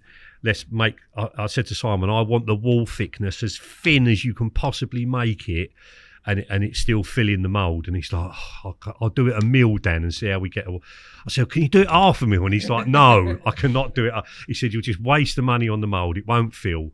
We had flights on the front of the first ones, which was great for holding it up in the air when the wind was off your back or towards you. But if you've got crosswind, a front flight is pushing the nose out. So then we're cutting the front flights off, and I've got some for if there's a crosswind and some if the wind's behind me, and nobody else does that, do they? Dan, what a love story, to have seen those original spods and made them, and to be where we are now, where presumably you hardly sell a spod anymore. I don't know how many we saw. I've started spodding. I use the solid. I think it's a Skywinder. I think the solid. It's been that long. Yeah. Is it that one there? I don't know. That's it. Bosh on the right hand side there. I use that. I've still got the same one that I've had for years in my tackle bag, and I use that with a little bit of bait and water in it. If I'm not putting a lot out, it makes no splash. I've put extra holes in the top, that very, very top inch. I've put extra holes in there with heating a peg up and putting them through. And winding in it makes next to no noise winding it in. Dan, you've come full circle. You're now back to putting holes in spods with heat. Absolutely. Yeah, I am. But I like everybody else. I spom far more than I spod, because they're a great product. So what I want to know about the Mercers is, why were you having to fish at such range, and why did you decide that sort of was it boilie you were spodding? Sorry. Or yes, it was. Yeah. So initially it was all boilie fishing. It was throwing sticking as well. So I think the easy stick must have been out at that point. The very, very light J-shaped throwing stick. So it started off, it was all boilie fishing. It was 8 to 10 inches of 15-pound mono as a hook link, bit of tubing, 4-ounce lead. Everybody had 13-footers. Everyone had braid, wanging it out there. No leaders or anything, just braid straight through, whether it was Berkeley... What's the green Berkeley one? Whiplash, Berkeley Whiplash, and later on Whiplash XT. It was that sort of style of fishing, and throwing sticking boilies as far as you could get them, and obviously spodding allowed you to fish with smaller items at greater range. So why was that significant? Well, because carp like eating small things if they can, and I think I did it over there. There's a guy, Steve the Copper, absolute man mountain, used to go into prisons and try and get out of people who've been convicted the other things that they'd done, or get them to grass on other people. So serious dude. Took me fishing at the police lake a couple of times. It was really good to me. But he was an out-and-out boilie angler. His hands were twice the width of my hands. He was just one of these enormous blokes. So, I hope he's still fishing. I haven't seen him for years. But I remember he was on the point with me, after the spodding revolution had started, and I was fishing hemp and corn. You couldn't. The only particle you could put out was hemp and corn, touch. And I said to the guy running it, can I throw a handful of maize in my hemp and then pick it back out and put it in a bag and use it as hook baits, because the corn at 100 yards comes off? Yeah, no problem. Paul Dance, his name is, who was running it at the time. Paul said, yeah, that's fine, mate. You just pick it out so it's not in your mix. No bother. So I'm spodding hemp and corn, maybe a bit of pellet or something to plug the back of the spod. And he's out and out boilie fishing next to me. And I think I had 19 in a night or something, and he never had a bite, packed up and went home. That illustrates, and he was a Terminator on there, caught loads. That illustrates, if you're particle fishing, if there's a lot of fish in a lake and you're particle fishing next to someone who's out and out boilie fishing, you're kicking them all around the car park most of the time. I'm not saying you're going to catch all the biggest fish in the lake doing it, but I'd rather catch the big one and 15 others. That was how I grew up as an angler, fishing layer and anywhere where you could get loads of bites. So that's what forced the spodding revolution. Because you still wanted to fish at the range, and you wanted to get these lighter particles out there. Was it embryonic 3 rods on a spot, Dan? Were you spreading it? What was the deal? It's 3 rods on a spot. Was it? It was 3 rods on a spot. That's a long time ago for 3 rods on. It's so vogue now, isn't it, that you forget that perhaps. Yeah, I mean, perhaps you forgot that you were doing it back then. That's what, when I fished at Layer, it was 2 rods on a spot because it was 2 rods. I think for any young carp anglers listening to this or watching this, where you fish, who you fish with, and how you fish as a young man shapes, just as who you're around as a young person generally shapes you as a person. You learn certain behaviours and what have you. You learn certain styles of fishing, and they're ingrained in you, I think, for a long time. Darryl, in complete contrast, fished difficult lakes with grown men, and learned from the best, and caught 30-pounders in his teens.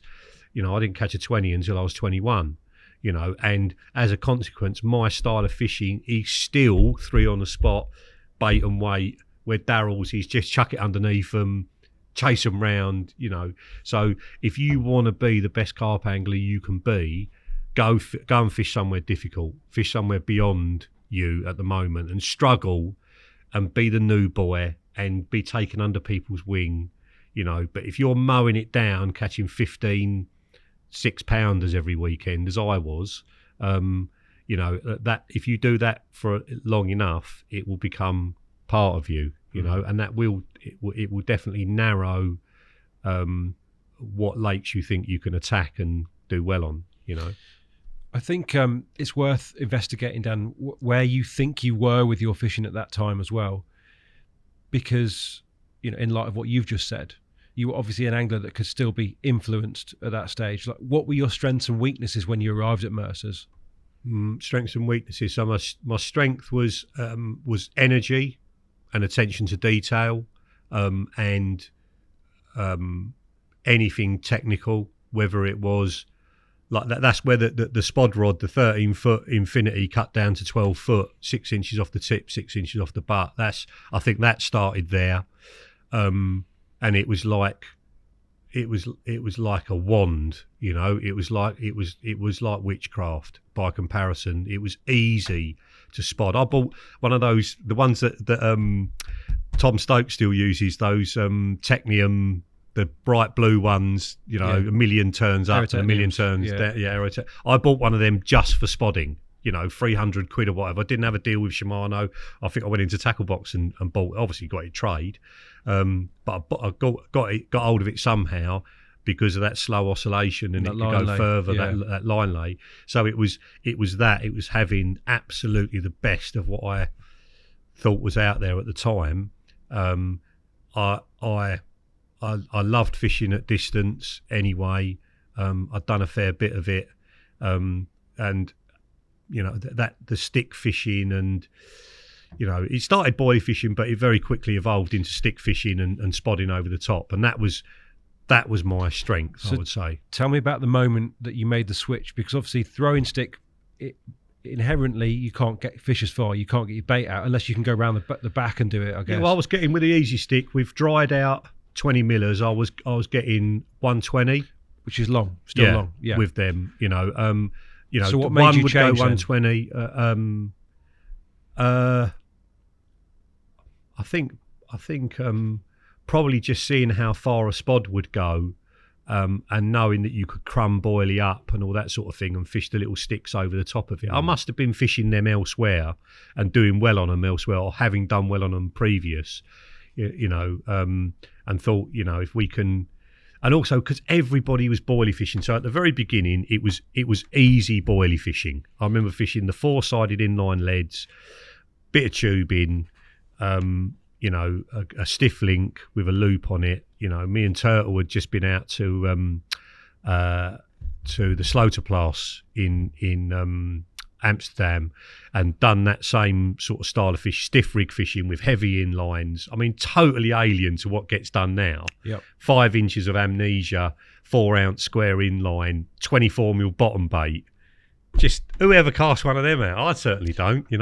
That's very reminiscent of the stuff you wrote about in Martin Clark's book, around the rig book time, and yes, that's all that same sort of era, is it? Yes, it's all that same sort of era. Yeah, late 90s. Fluorocarbon hook links. At that stage, no, it was amnesia. Yeah. All amnesia at the start, and then it went to fluorocarbon, and then I started. That's when we got hold of what I call the IQ.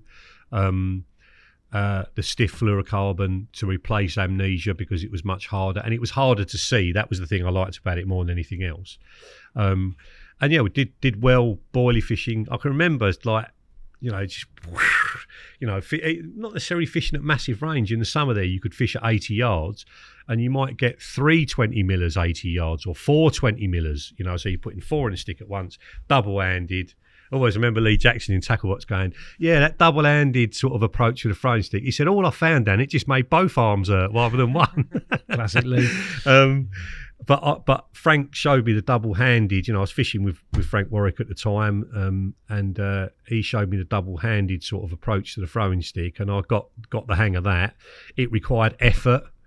I've always been into my training, and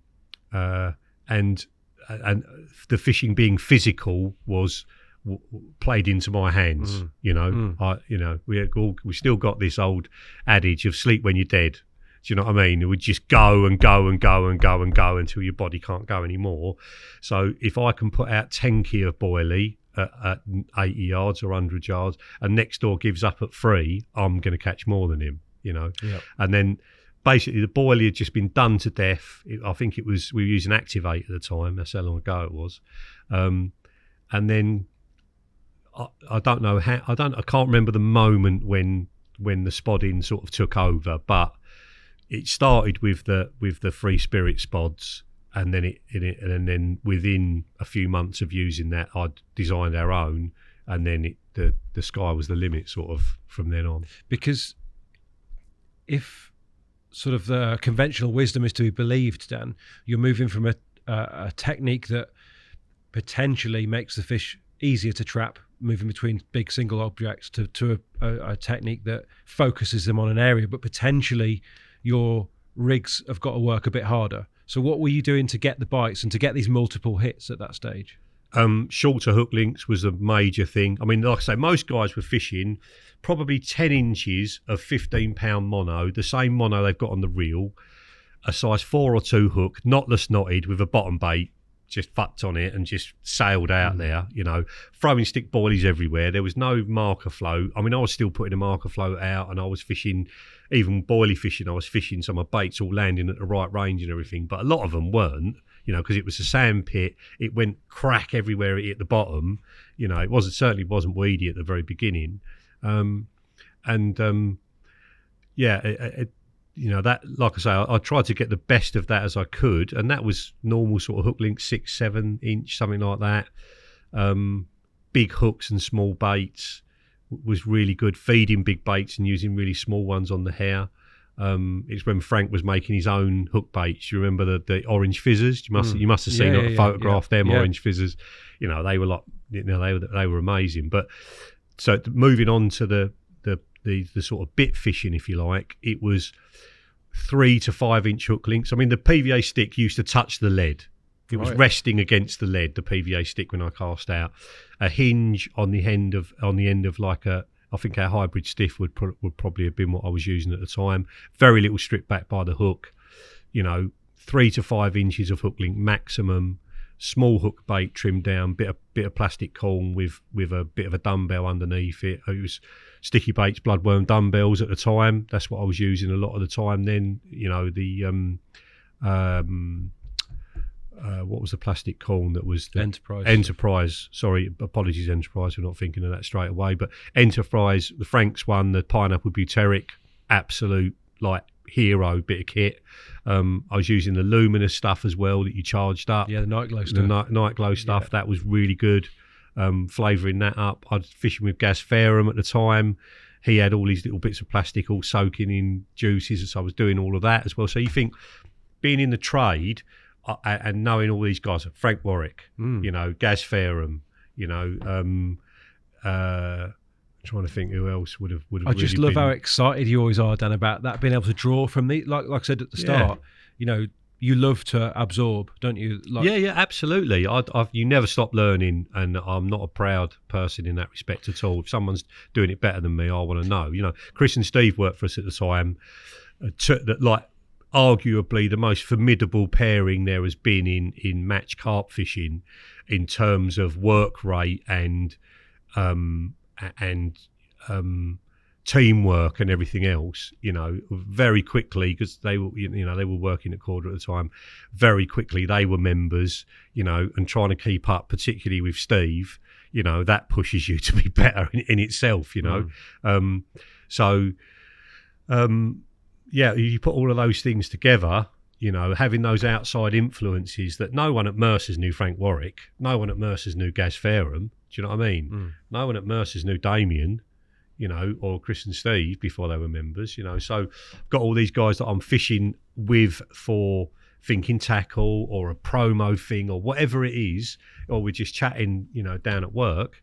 When you apply all of those little edges together, that's you're really smashing it. What about the hook end, Dan? Because you mentioned everything apart from what you were doing. Would that have been a wide gape at that stage? Would have been a size 8 wide gape, tiny little hooks, bit of shrink tube curved inwards, rig ring. What is now sold as the DF rig, but it wasn't. It was just a blowback rig with a bit of shrink tube on it. I didn't invent it by any stretch of the imagination. Far from it. But yeah, just the ability for the ring to come out of the way and allow the hook to penetrate, which I now actually don't think makes any difference really. Allowing the hook to turn within the ring so it turns that little bit more aggressively in a nano sense, maybe that makes a difference. It certainly doesn't do any harm, and that was always my mantra. If it doesn't do any harm, it's worth doing. It can only do you good, and yeah, a reasonably short hair, hooks laying flat on the bottom, the bait sort of wafting above. He's not sort of sitting there, so the tip of the point's touching but it's not super critical. Now that's with the bloodworm, the dumbbell, or with the maze. Yeah. With the maze, were you using a little bit of foam? I was using a bit of yellow foam that something came out of.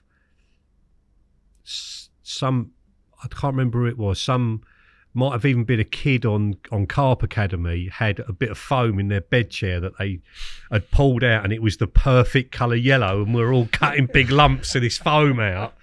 It was something like that. I can't remember. Maybe it was an unhooking mat or something like that. But I acquired a big lump of this perfectly corn yellow foam that was quite dense but very, very buoyant, and a piece of that underneath a piece of real maize. Again, it just sort of hovered above the lake bed. That in a PVA stick, with bits of hemp in it and bits of pellet in it and bits of tuna in it and all that sort of thing, and keeping it nice and moist so the hemp didn't dry out and float up and all that, and just making your sticks as you went along so they didn't take 10 minutes to melt. Sometimes you got a bite within 10 minutes. So you put all of them things together next to matey who's just getting a shelf life out of a bag and just shoving it on the end of 10 inches and nylon.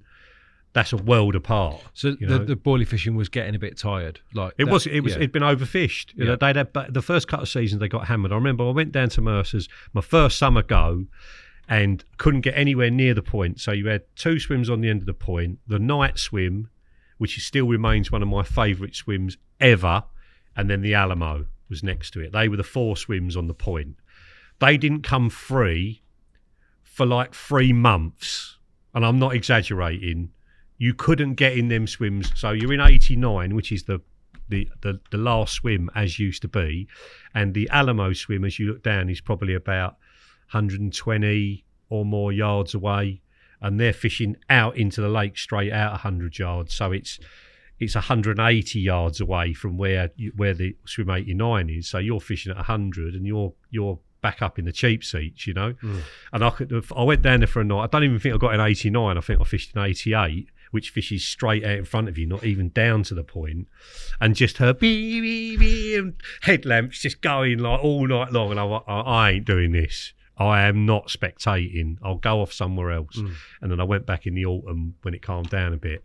And yeah, we had a good couple of seasons with Activate, like still getting half a dozen in a session, 24, 25, 27, 31, 32.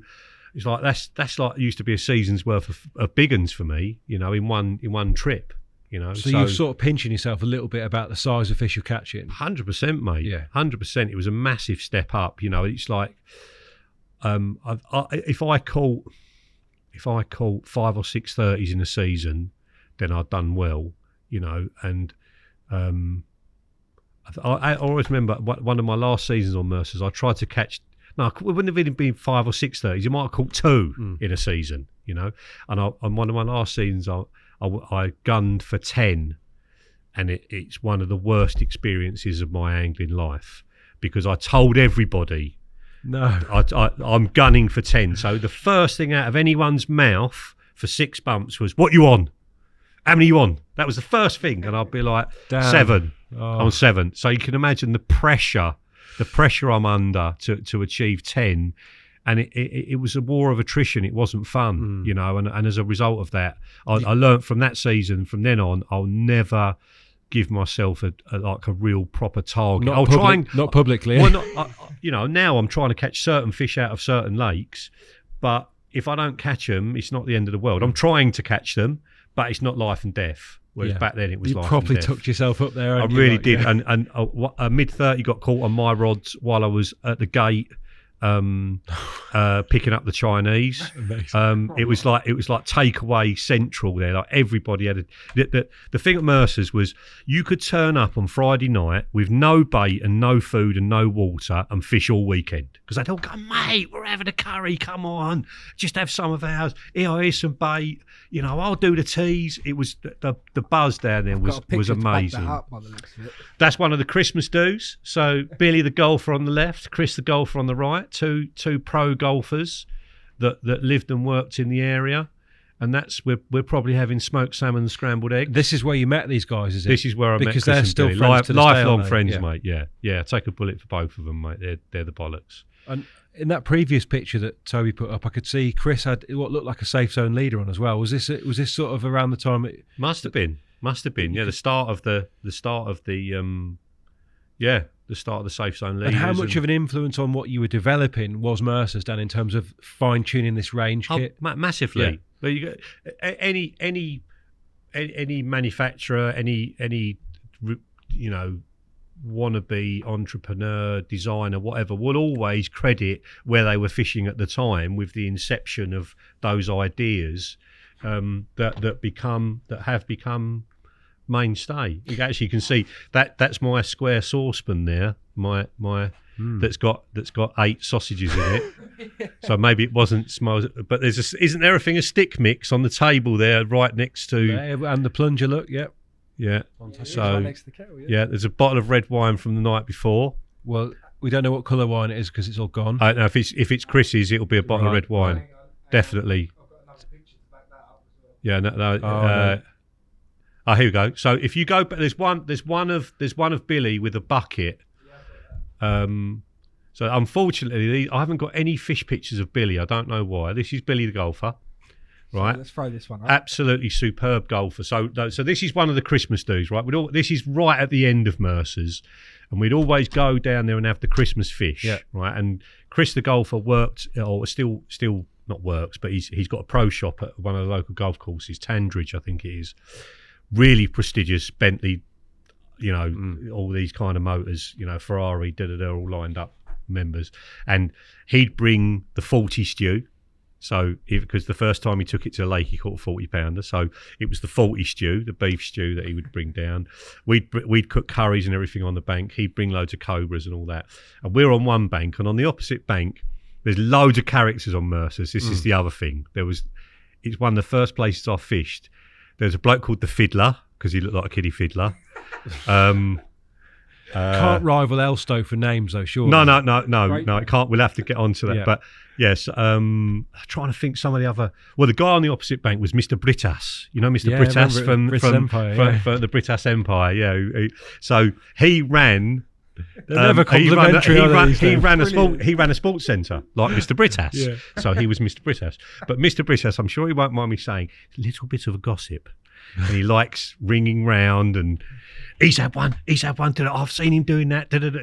He always loved a gossip. So the three of us are on the opposite side. We're quite a few cobras deep at this point, and red wines and what have you. And we've started taking these pictures because obviously he thinks I see where the count. Yeah. So the phone rings. Have you had one? Like he's over on the point. We're in the open swim and number 10 or number 7 or something. Yeah, Billy's had one. Oh, I knew Billy'd get one. He always does. I knew he'd get one. So you have that. The other two are like in the background, trying not to piss themselves laughing. Then we do it again. Has he had another one? Oh, yeah, another 30, mate. Oh, I knew they were over there. I should have gone over there. I knew I should have gone in 7. But then obviously now he's ringing everyone else and telling everyone else that Billy's having it off in number 7. We've done another one. So if you go through the other pictures, Chris returning a bottle of wine. So it's Billy holding the bucket. That's what they're the pictures.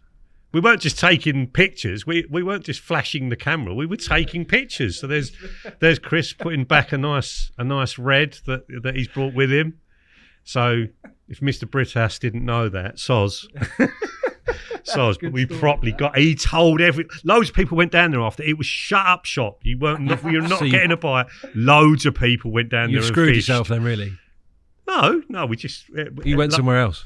Yeah, we went somewhere else, but no, the word on the grapevine was Mercers is back on fire again. Billy's had 3 in a night, so loads of people are down there when it's absolutely virtually frozen over, trying to get a bite out of it. But yeah, we had it wouldn't. So who?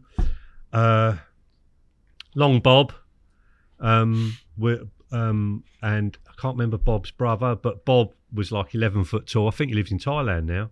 I'm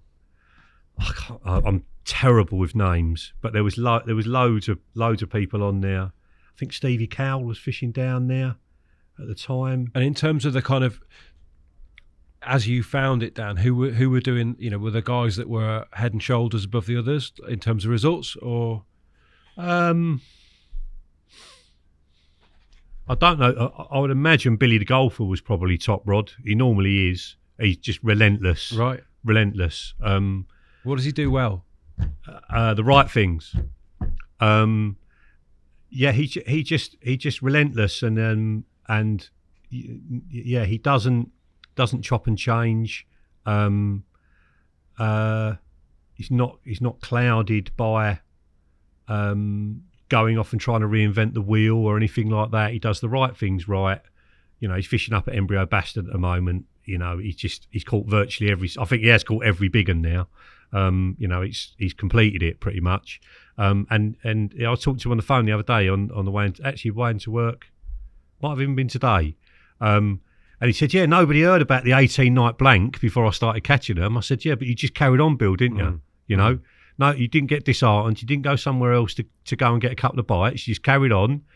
And when they were feeding and you picked the right swim, because it was location why he wasn't catching them before, because they were in an area they shouldn't have been in. And said as soon as they're feeding and you got in the right swim, you mowed it down, didn't you? Interesting contrast, Dan. That here's Bill, who's calm and relentless, and there's you who probably, if you blank, you want to change something. Definitely. I mean, I'm not saying I didn't hold my own as well. I'm sure I was up there, but I wasn't counting really until that year. I was trying to beat myself. Yeah.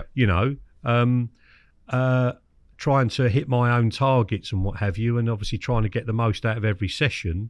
But I think, I'm trying to think. Stevie Cowell was very, very, very. He might have been top rod. He was, very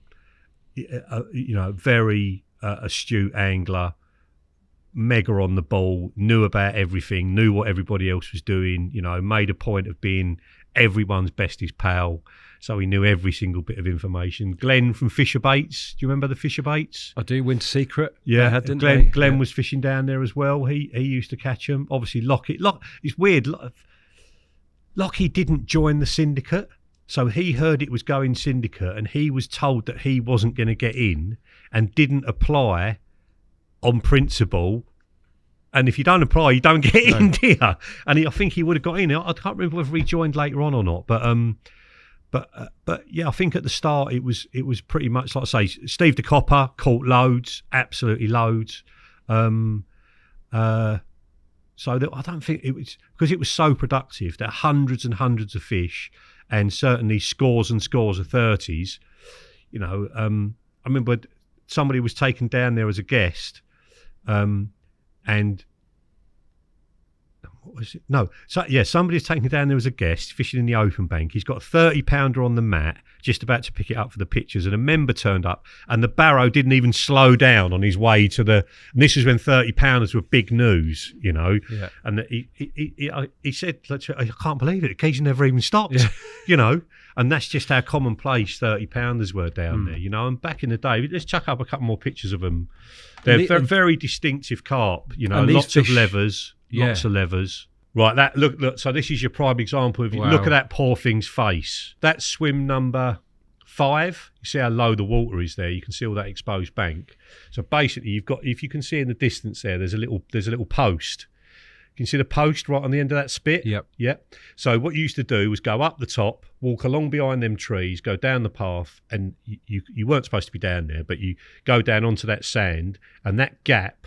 There's a gap of about 20 yards between there and an island, the only island on the lake.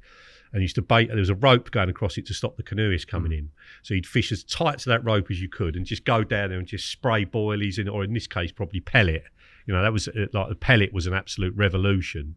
That might have even, the pellet side of it might have spawned the spodding, because you could obviously catapult pellet from there. And I remember I had 11 over 25 pound in a morning there, and I was taking my niece Holly out, and I had to pack up, and I was talking to Terry on the phone, and he said I haven't had 11 over 25 this year. And it was like I had one bloke weighing them, another bloke netting them, another bloke with them on the mat, and I'm just picking them up going, I probably had 20 fish that morning, but that was a whole one of them black buckets that we used to send the leads out in, a whole one of them of 8mm pellets all over this bit, stiff rig, 15mm bottom bait with a fucking cork ball on top of it on a stiff hair. God knows what it must have worked like. Size 4 long shank XE sort of type hook, probably one of the Gamakatsus. And a bag, PVA bag at about 110, I guess, braid. Just literally, I remember one point that morning, I got a rod on the rest, and I'm like, I'm going to get 2 rods out. And it went, I just put that one down with the bag on it. And literally, as I got that one in, I wanged the other one back out there. And then they're dealing with that one, and I've just got, just insane. Have you had big fish fishing like that since, Dan, even? As productive as that? Say consistently productive, let's say. I was looking through my pictures. I even said to Dovey today, I said, I used to catch loads. I don't catch nothing anymore by comparison to what I used to catch. But like this spring, I've had 2. We're nearly June. I've had 2 worth catching. I have to ask, Dan, did you catch any of the chub? Yeah, plagued by the chub. Were you? Absolutely. Was there loads in there? I could have imagined there'd be like 3 or something. Unhooking like 7 and 8 pounders in the net and just I never weighed any of them. I never photographed any of them. I think if you're not fishing from, that's a particularly clean one for Mercers. Look at the mouth. Lovely fish, mate. Yeah, very, very clean. I should have been down dark alleyway scaring people with that face. Look at me. And it's all about the Free Spirit Carpy clothing at that stage. Yeah, Free Spirit clothing, living in waders. And you had that Carpy fleece, Dan. You wore that for donkeys, didn't you? In the end, Carpy fleece. That was on like the hoodie one. with the camo. I know the one that you mean. Yeah. Yeah. Yes. Yeah, the sort of real tree one. Yeah. That was that Free Spirit one, was it? Yeah. They're first people to do. Well, Shimano did it, didn't it? Because I was Daiwa, I couldn't wear Shimano, so yeah, I had to. Yeah, I'll put that one up. That's looking back at these pictures. I must have caught that one 4 or 5 times and didn't actually recognise at the time that I was catching the same one because I didn't have that level of. That wasn't what you were at. That attention to detail. When you become a fishery owner, your appreciation of carp changes definitely, yeah, I've got loads of pictures of that particular fish, but I like them with the little fins. And if that was swimming around in a car park lake, it'd be black as your hat, and people would fish all year for it, wouldn't they? It's a great carp, that one. But yeah, there was lots of levers in there, lots and lots of levers. My memory is of one of the real big ones. Then it was a 40 when. Probably one of the first 40s. It had a cluster of sort of scales in the middle. The leany, yeah. Unfortunately, I've got pictures of that on slide, and I have no idea where the slides are. Someone needs to catalogue help you catalogue your fishing. Now I am fastidious, but back in the day when it was boxes, when it was folders and folders full of slides, I had them, and then we moved premises, and I lost a load in the move, and I've got some. But I, just putting them on a light box and looking through them with that stupid eyeglass, like now by comparison, to just calling them up on the computer, it's ag, isn't it? Do you know what a prolific and productive period, Dan, that must have been for a business as well, and for your own personal fishing, because it sounds like a lot of stuff kind of really formed in that period. Definitely, yeah. The PVA stick fishing, the spodding, braid. The safe zone leaders, all that sort of stuff. And our association with Daiwa as well. That using the infinities and us. We were punching above our weight there. Korda were associated with Daiwa, like this huge multinational, and there's these half a dozen blokes in a shed somewhere in Essex, and all badged up with them like that. That helped. There's no doubt about that. Right? Yeah. And when you look back, what are the things that you remember from Mercers? What are the Mercers moments that are like quintessential Mercers? Like, is it the curries? Is it the socials? Or is it this ridiculous big fish? I think it's the number of bites, and I can remember that I had neoprene waders from Daiwa, and it took me about 10 minutes to get into them, and like I'm in bed asleep, and I'm getting takes in the middle of the day when you shouldn't get takes, and there's blokes in this room next door like, "Come on, get out!"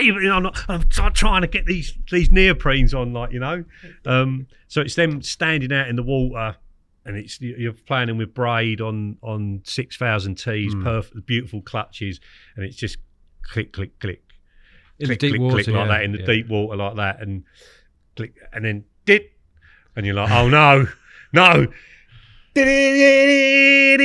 Delkin bursting into life, and hit that for me, and then it's them sort of moments when it's all just going off, What was it like when Damo got on there then? What did he bring to the party on that lake? Was it somewhere that he found easy to get into as well? Oh yeah, mate, he loved it. Right. He loved it. He fished it. He fished it as I was sort of finishing or had finished. He came on there. I don't think we really ever fished it together much. Right. He sort of. But Damien being Damien, he worked it out in about 2 seconds, and he's the most fluid angler that I've ever fished with. He never cracks off, he never misses the spot. It's all absolutely perfect. His lines are beyond parallel. Every my right hand rod might be slightly off, and I'm like, one off the spot, that'd do a big one. He's like, no, it has to be like that, and it is like that for him all the way through. So he loved it. Be good to get him in here and for him to talk about that same era, because obviously his experience of it all will be different. His perspective will be different from mine. So, But in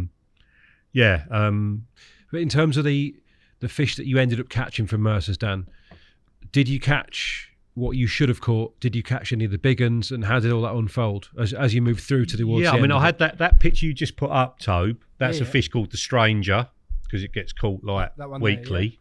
Yeah. That was my first ever 40, but not there. That's the second time I caught it. It was over 40 there. That's how 40 my first ever 40, the pictures of it are fantastic. I'll never see them ever again because they're on a laptop that got stolen out of my flat years ago. And the light was we took it from swim 89, we walked it all the way down the bank to 78, which I know you shouldn't do. It's about 30, 40 yards, two of us carrying the sling, because the light was I caught it off the point and we walked it down to 89, I think. Something like that. Or I caught it back up the lake and we walked it down to 89 because... Yeah, I caught it 2 swims down. We walked it 2. I think it was 78 because, bearing in mind, all these swims are about 6 inches apart, and obviously all the ones in between have decayed. And you've got 78, and then the next one's 88. And then 89's right next to it. So I could still remember the picture. The light was incredible. Reeds, big fan of Reeds behind me, and that was my first ever 40. It was out of 78. I caught it. But that was the second time. So they were the pinnacle of the fish at the time, size-wise. They were maybe the biggest one might have been 45. I don't think I ever caught that one. Billy did, obviously. But a significant landmark, Dan. Were you the kind of angler then for whom a 40 was a huge deal? Absolutely, absolutely.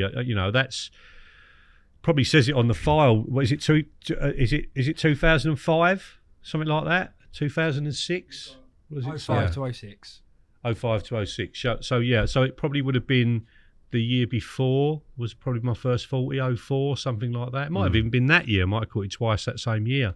But yeah, when you're, what am I, 35, 36 at that point, building the business, results motivated and led, success led, as all carp anglers are in their first 10 or 15 years of doing it, it's all about what the needle goes round to, and there's nothing wrong with that at all. We all go through it. I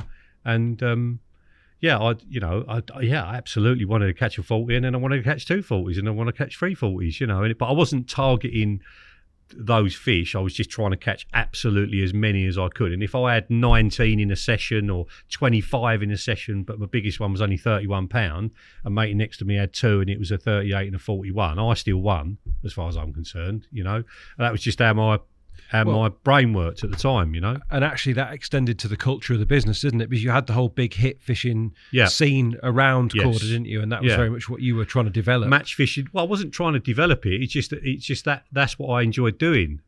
Chris and Steve were the same.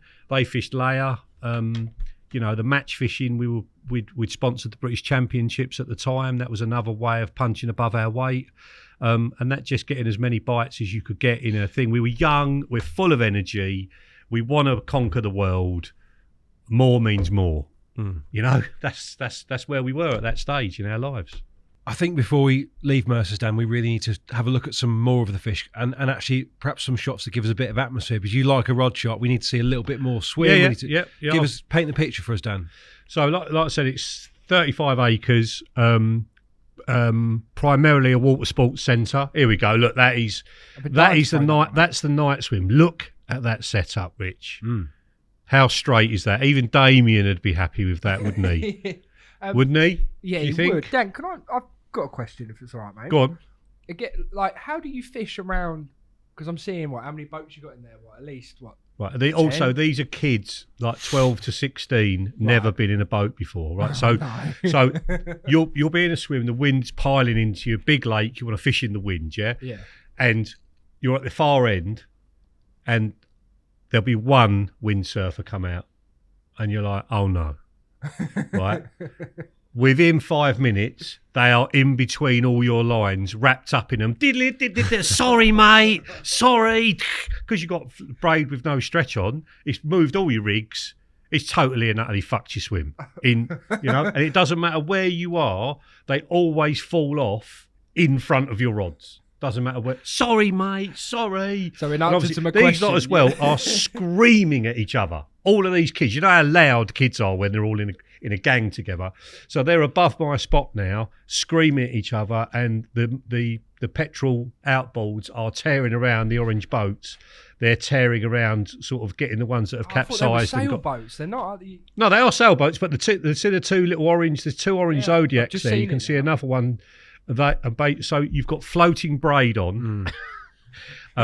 with boats over the top of you. But fortunately, because the water there, I think, is about 15 foot at that point, you can see them in the very top left of the shot.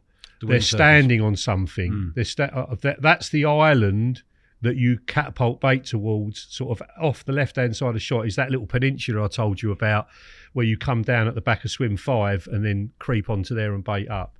So that island, when I said I caught that peach off the where that windsurfer's capsized about 3 or 4 in. I caught the peach from out there, just on single sticks. You can see the whiplash on the reels, can't you? Yeah, but the big look at the bobbins as well. Done heavy muddy waters in the day. Heavy muddy waters, yeah. Was he next door to you? Was that he was on the same? On the site, yeah. Mark, he was, part of the furniture, really. Yeah. Did a load of outwork for us and stuff, and did his own bobbins, and he was on the same bit. But that was of the time, wasn't it? And the high standoff rings and all that. But this only used to happen. This was because it was an aqua sports centre, and it was primarily for kids. You had some of the proper professional windsurfers on the days when it was savage. They were out having a go, but most, and obviously on days like today, or days like that day, there's no wind to actually push them anywhere, so they just end up drifting into you, and there's nothing they can do to go any other way, and it's coming. Are you backleaded there or not? No. How do you avoid cutting a kid's leg off with whiplash anyway? Well, they just get tangled in it, and you just have to sort of nip one, pearl one. It doesn't happen a lot. But that is quintessential Mercers, that with the boats out. And is this what percentage of the lake can we see there, Dan? 20%, something like that. So there's a good 150 to 180 left of it, which is right up to the shallows, up to where the ramp is that goes down from the aqua sports place. And to the left, you've got the point swim, which ended up being 2 swims when the water was really low, like it is there. That's the night swim, obviously because it did loads of bites at night. And then to the right of it is the Alamo, and then it goes right round the corner, probably about 100 yards or so, up to swim 89, which was the last of the original swims. And I think if you're listening to this, what we're describing is a real chunk of open water, Dan, isn't it? Oh, yeah. Yeah. No, it's classic. Mercers is a lot of the reason I bought Gigantica, to be honest, because they're very similar size, very similar depth, very similar style of fishing. I loved it up there, absolutely loved it. It just played into my style of fishing completely. It was big hit fishing for big uns, And what about seeing the old tips pull down into the deep water, Dan? A nice open water bite. I reckon it's good for it doesn't do it so much with braid, because braid's in the upper layers anyway. So it's not like I did try fishing with fluorocarbon. Just felt like a massive elastic band next to braid, And the other thing I'd mentioned is, like, you're getting loads of bites at night, and you are fishing 3 foot between each hook bait, and you're getting the middle rod back out in the dark, and it's all by hearing it. You can't see it, and it's like, that sounds like it's landed in the middle. And then you put the heavy bobbins on, and you don't tighten up with the clutch. You let the bobbin basically fall all the way to the floor, excuse me, and tighten the line up. You hold the line in front of the buzz. I remember doing this a million times. Tighten the bobbin right up to the top without putting any pressure, because you don't want to move that lead, and then the bobbin will drop again. Now, that might take 5 minutes for the line to correct in the dark, and then it's a foot to the left, and it's just slightly too close to the left-hand rod.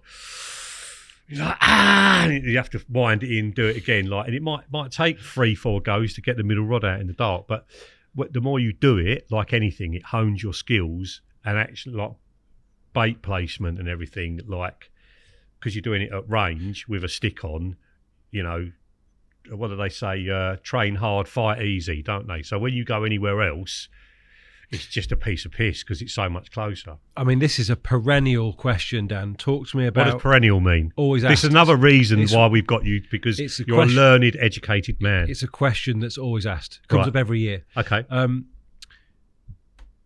Deep water. Yes. How do you ensure that your bait is dropping over the rigs, and all the rigs are going in among the bait? Right. Okay. So the easy thing, because you've got braid on the fishing rods and braid on the marker rod, the swing back of the two is the same. So you put the float out. That obviously, you put the float out to a clip. That falls through the water on a tight line, coming back towards you gradually. donk hits the bottom, you let the float up, and then spod to the float.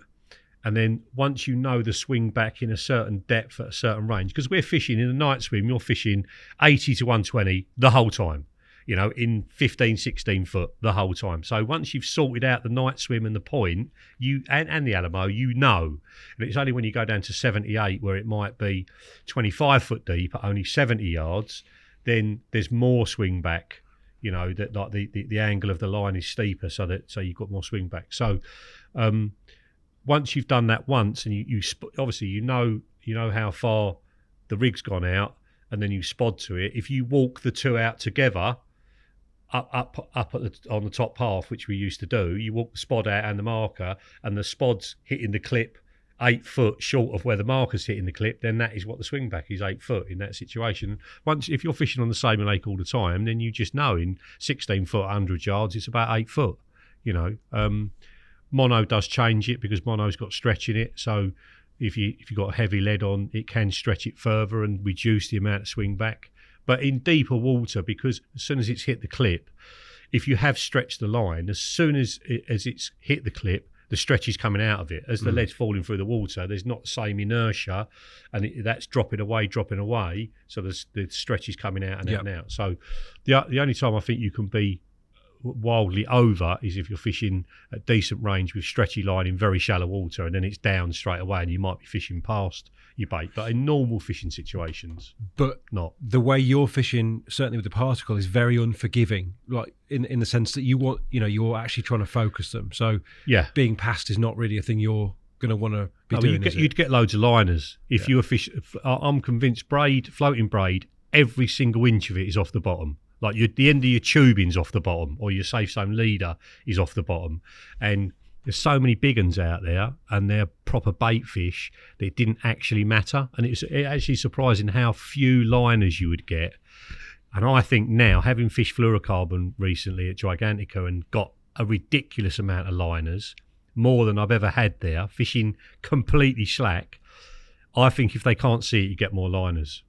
If they can see that braid going all the way down, they just feed around it. They know there's something wrong with it, but they want to eat it all, and they just feed around it, you know. And that's where we started using flying back leads. We had some lead olivettes, worked out that the bigger the distance between the lead and the olivette before you cast out, the further it flew back.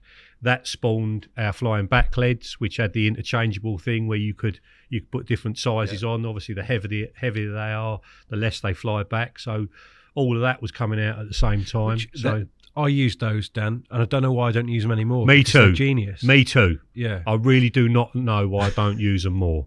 You know, it's just fashion, isn't it? It's just fashion. You start doing a different kind of fishing. Like you can't be good at everything all the time. You can't.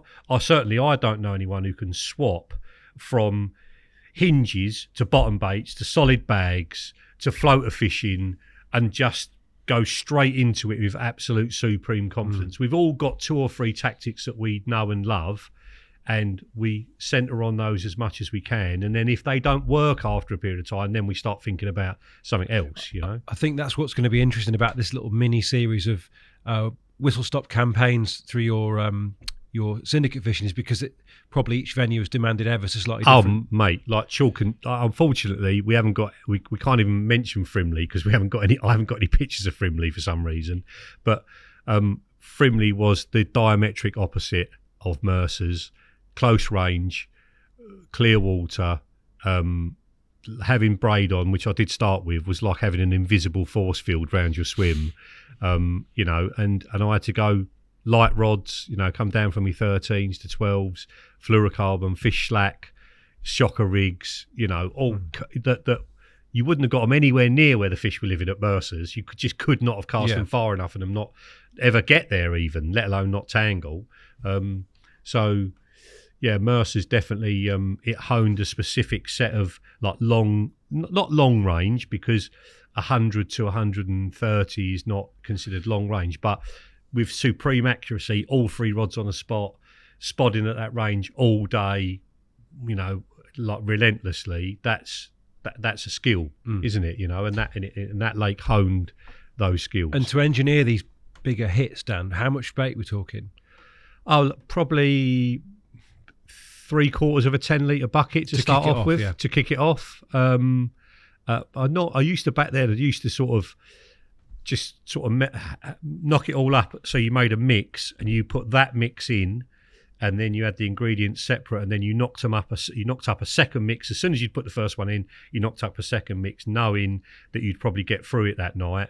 And then it was three spods. That was like the Damien thing. 3 spods after every fish before you cast the rig back out. 3 more spods out. Which is a vanishingly small amount of bait, really, when you think about it. It is, mate. It is. And I don't know how much they'd eaten through before you got your first bite, whether it is very little or most of it. I'm hoping very little, but we're never going to know, are we? And you'd still get through an absolute rake of bait. Now, we're going to have to describe these for our listeners only, but Tobes, do you want to fire up a few more pictures before we...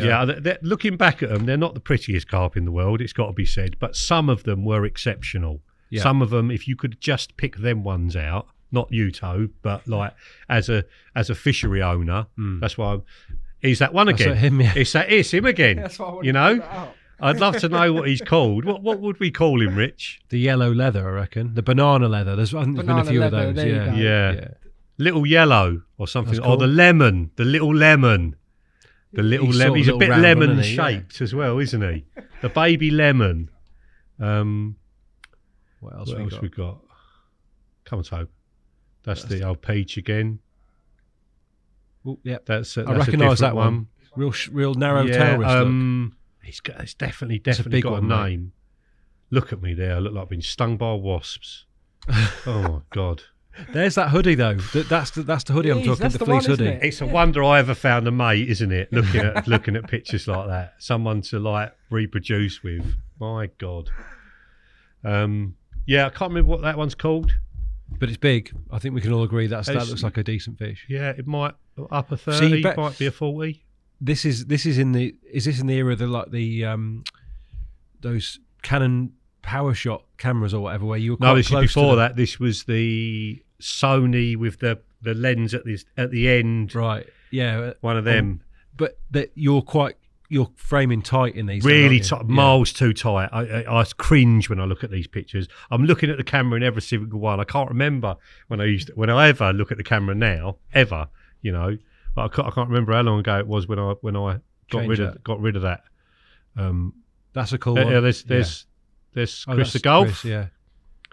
It's another leathery one. Not much bottom lip left. Bit of broken on the bottom of the tail. They've been through the wars, these things. But like you say, a leather is a rare fit. I mean, that's all but, isn't it? All but. It is a leather. Yeah. It is a leather. It's just because they've got scales on, don't mean they're not a leather. You look at all the fins, all the withered fins, probably rays missing. Genetically, it's a leather.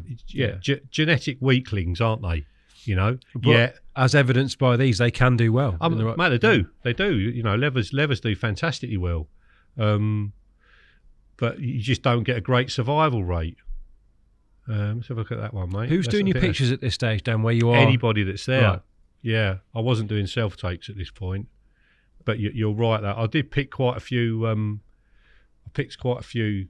That's still tight, isn't it? There was that old stretching out the anal fin thing that I was into at the time as well. Yeah, that was a big feature of your pictures for many years, though, Dan. Yeah, it was. Because that's for quite. I don't know anyone. High impact, mate. Right. That's what when you did all that. When I did all that work at the magazines, it's like, especially with Anglers Mail. You're going out for a day shooting six weeks worth of material, 4 things per week, so 24 mini how-tos in a day with Greg. You remember Greg, who used to work for? He wrote Richard McDonald's book. Minahan. Greg Minahan. Was it? Yeah. Is that the name? Yeah. Yeah. Going out with Greg. The most super placid guy on the planet. Like with he had a tripod a bit like these that was all like a funny, so he could use the tripod for every shot. That was a lot of work in a day. So if you caught an 8-pounder wherever you went and you held it towards the camera and he shot it in 16mm, it was a front cover. Because it was me holding it. The Carp columnist at the time. So I just that high impact was all part of it. Did these fish feed into your media work at the time? I don't know if there was a publicity ban on it. Hmm. Do you remember? Did you ever Not go to sure. Mercers? Never been. No? No. That probably means there was a publicity ban. Yeah, possibly. I remember seeing, I'm pretty sure Tom Maker was on the front cover of Carp World with that leanie. It might have been his first 40 at when he was 12 or something. Yeah. His dad used to drop him down there for the whole 6 weeks holidays. Living the dream. Living the dream, yeah. That's that one again. Yeah. Keep going. I've seen that. Yeah. There we go. Right, so this is Paul Harris, Lee Bell. Look, they've got the British Championships I didn't polos realise on. that's who it was. Is that Harris and Bell? That's Harris and Bell playing silly buggers with their glow sticks. There's probably some banging, really fast Mate. Euro house on in the background. That they go, I'm sure Bell will be laughing. You're going to have to at this. describe this, Dan, because I feel like we're leaving out our listeners. So Right, so we've got one lad crouched down with his arms out, sort of something out of an Egyptian hieroglyphics, that's well with described, with face masks on, with his cap back to front, with white latex gloves on, with a boilie funnel web stuffed between his fingers, with the other guy in the background. He's not looking at the camera, and the guy in the background, Bell, he's staring straight down the lens, not making as good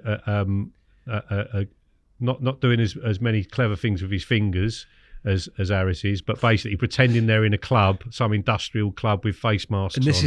is your old unit. This was the house that Jack built, where we used to look at the crack in the wall behind. Yeah. You know, Yeah. Honestly, if you leant on it, the whole thing would fall over. You know, and somehow Harris looks the same today. he does. He doesn't age, does he, Harris? Doesn't age. You know why? Never got married.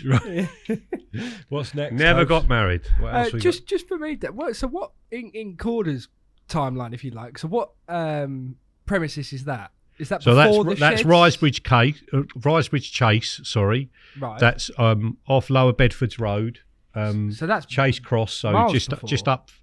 That's our first, second, third, fourth, fifth, sixth premise, basically, because Right. I started in an up and over garage door about 20 yards away from where they're standing now, and then we had the big unit next to that, and then we had both of them, and then they built this one for us, Right, and it was okay. literally throw up a block base, feather edge it above it, bosh, you're Job away. done, you're all Like good. these were this. I think this was partially. These were old cow sheds. right. you know. Okay. And then we had, that was when your dad started, and he was in the little tiny So breeze block office. He was sitting on the radiator, Yeah. freezing his nuts off, writing invoices out because we didn't even have a computer. So these were like those sheds, because I remember when I was young, we come to pick him up once, Yep. and I remember coming down this rickety. I must have been only 5 or whatever, but coming down this rickety old track, we were going to pick Dad up from work. Yeah, I remember looking at it thinking, I thought he was at a lake again. I thought he was at fishing, but Yeah. no, this is where he worked. But that was these sheds. yeah, that was these sheds. Yeah, Mad, and you got the Yeah. same bins as well. we've still got them bins. We've still got them Ali bins, Bear. that's what I mean. Ali Bear bins, 25 years old, still using them. Yeah, we are. Bosh, love it. Buy it once, get paid for it 1,000 times. It's a Love it. bit like Harris, mate. He's still in. Bit like Harris, yeah. I wonder which one will wear out first. Yeah, nutters. That's a winter one. £35, bit gummy. Having seen the office or sheds, how were you fitting it around work, Dan? Actually, that was What, the fishing? yeah. Well, I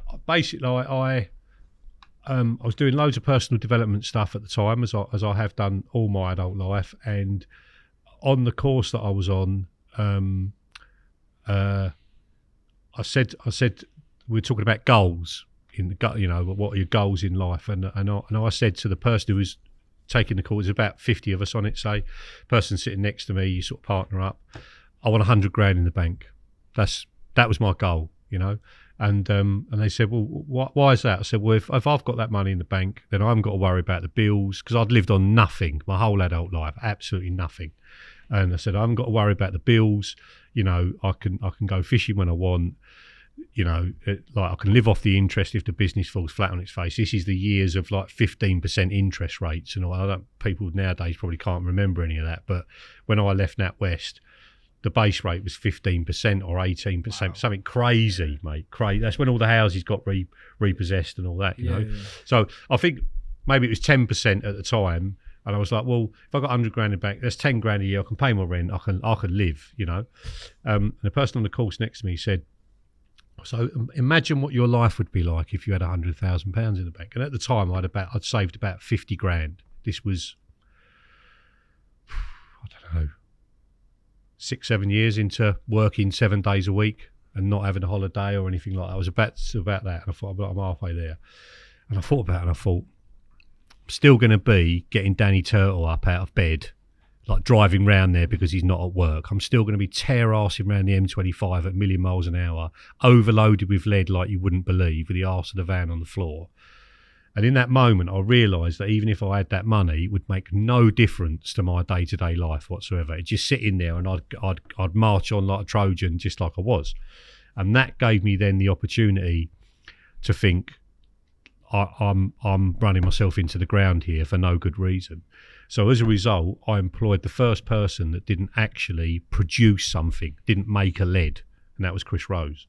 And it went so well. I thought Chris's salary, it would just be taken out of the profit and that'd be it. But it just, I wouldn't kill myself. It just saved me a little bit. And what was Chris doing?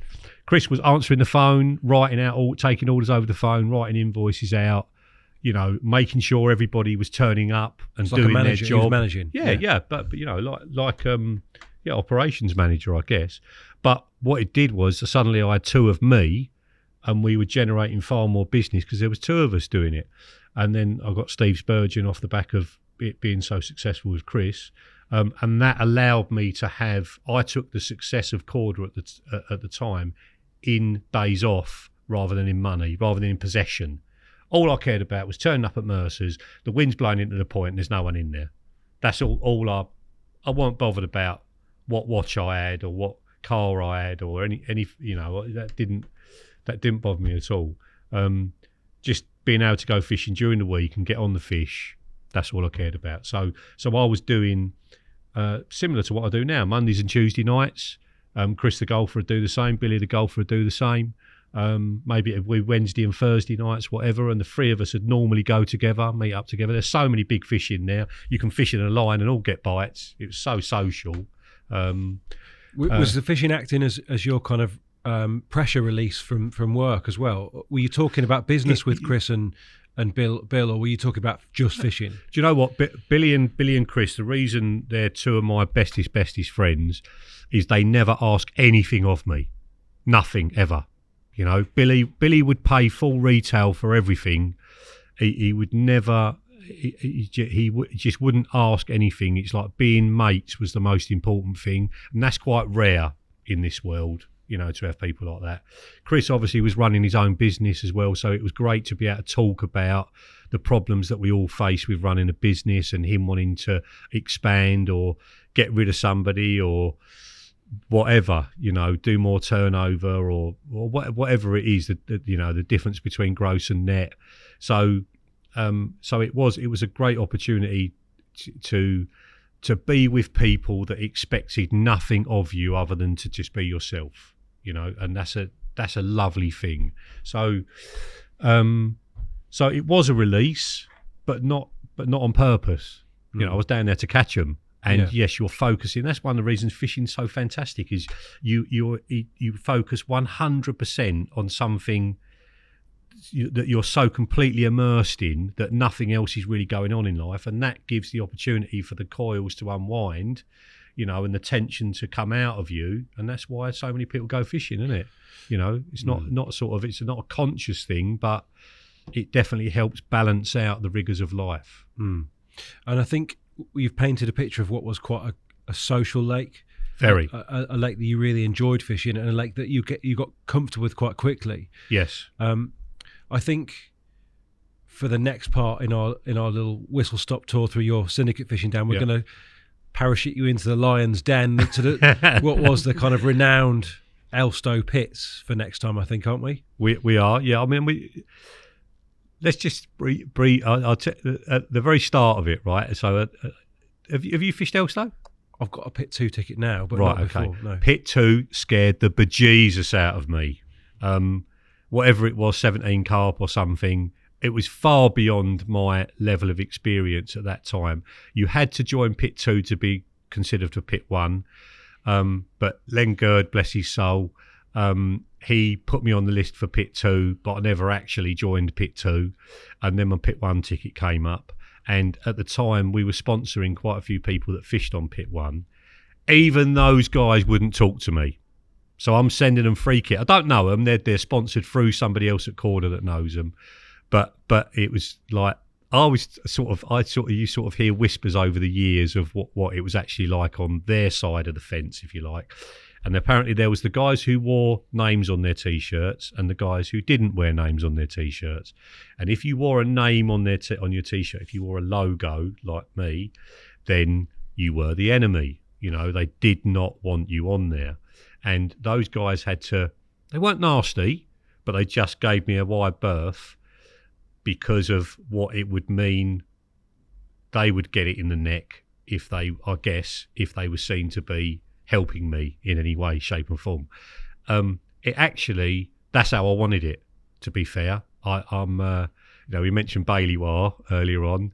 Good old Bales, he manages to indoctrinate himself in the culture of the lake as quickly as humanly possible. And he had the Elstow map, the famed Elstow map of all the features, before he even fished there, I think. I didn't even know there was a map until I stopped fishing it, you know. It was like I was proper the outsider, you know, I really, really was. But Elstow remains, you know, and Embryo now controls 30, 40 lakes. And I've got Gigantica. Elstow remains my favourite lake ever. And it took me 5 years to get in. It massively exceeded my expectations when I got in. It was beyond my wildest dreams when I got in. Damien couldn't stand it. Fished it a couple of times, wouldn't go back. Said it was too raw. Didn't like the factories and all that sort of thing. I just loved it. Loved it. The brutality of it, the precision of it, the clarity of the water, the fish. Any fish you put up from Elstow does not do that fish justice in real life. When you look at it on the mat, there's not one picture I could show you where it's as good as the actual fish. And that is, you know, I think that's quite rare. Absolutely. And we're gonna have to stop you because you're about to get going on Elstow. Listen, Dan, let's look forward to that one for next time. And Thank you very much for going easy on my very first Korda podcast. Yeah, don't expect it the whole time, mate, because I will be building ammunition, and especially when there's 2 or 3 of us, you're in trouble. So. But you're not done bad. Well done. Cheers, Dan. The Thinking Tackle Podcast.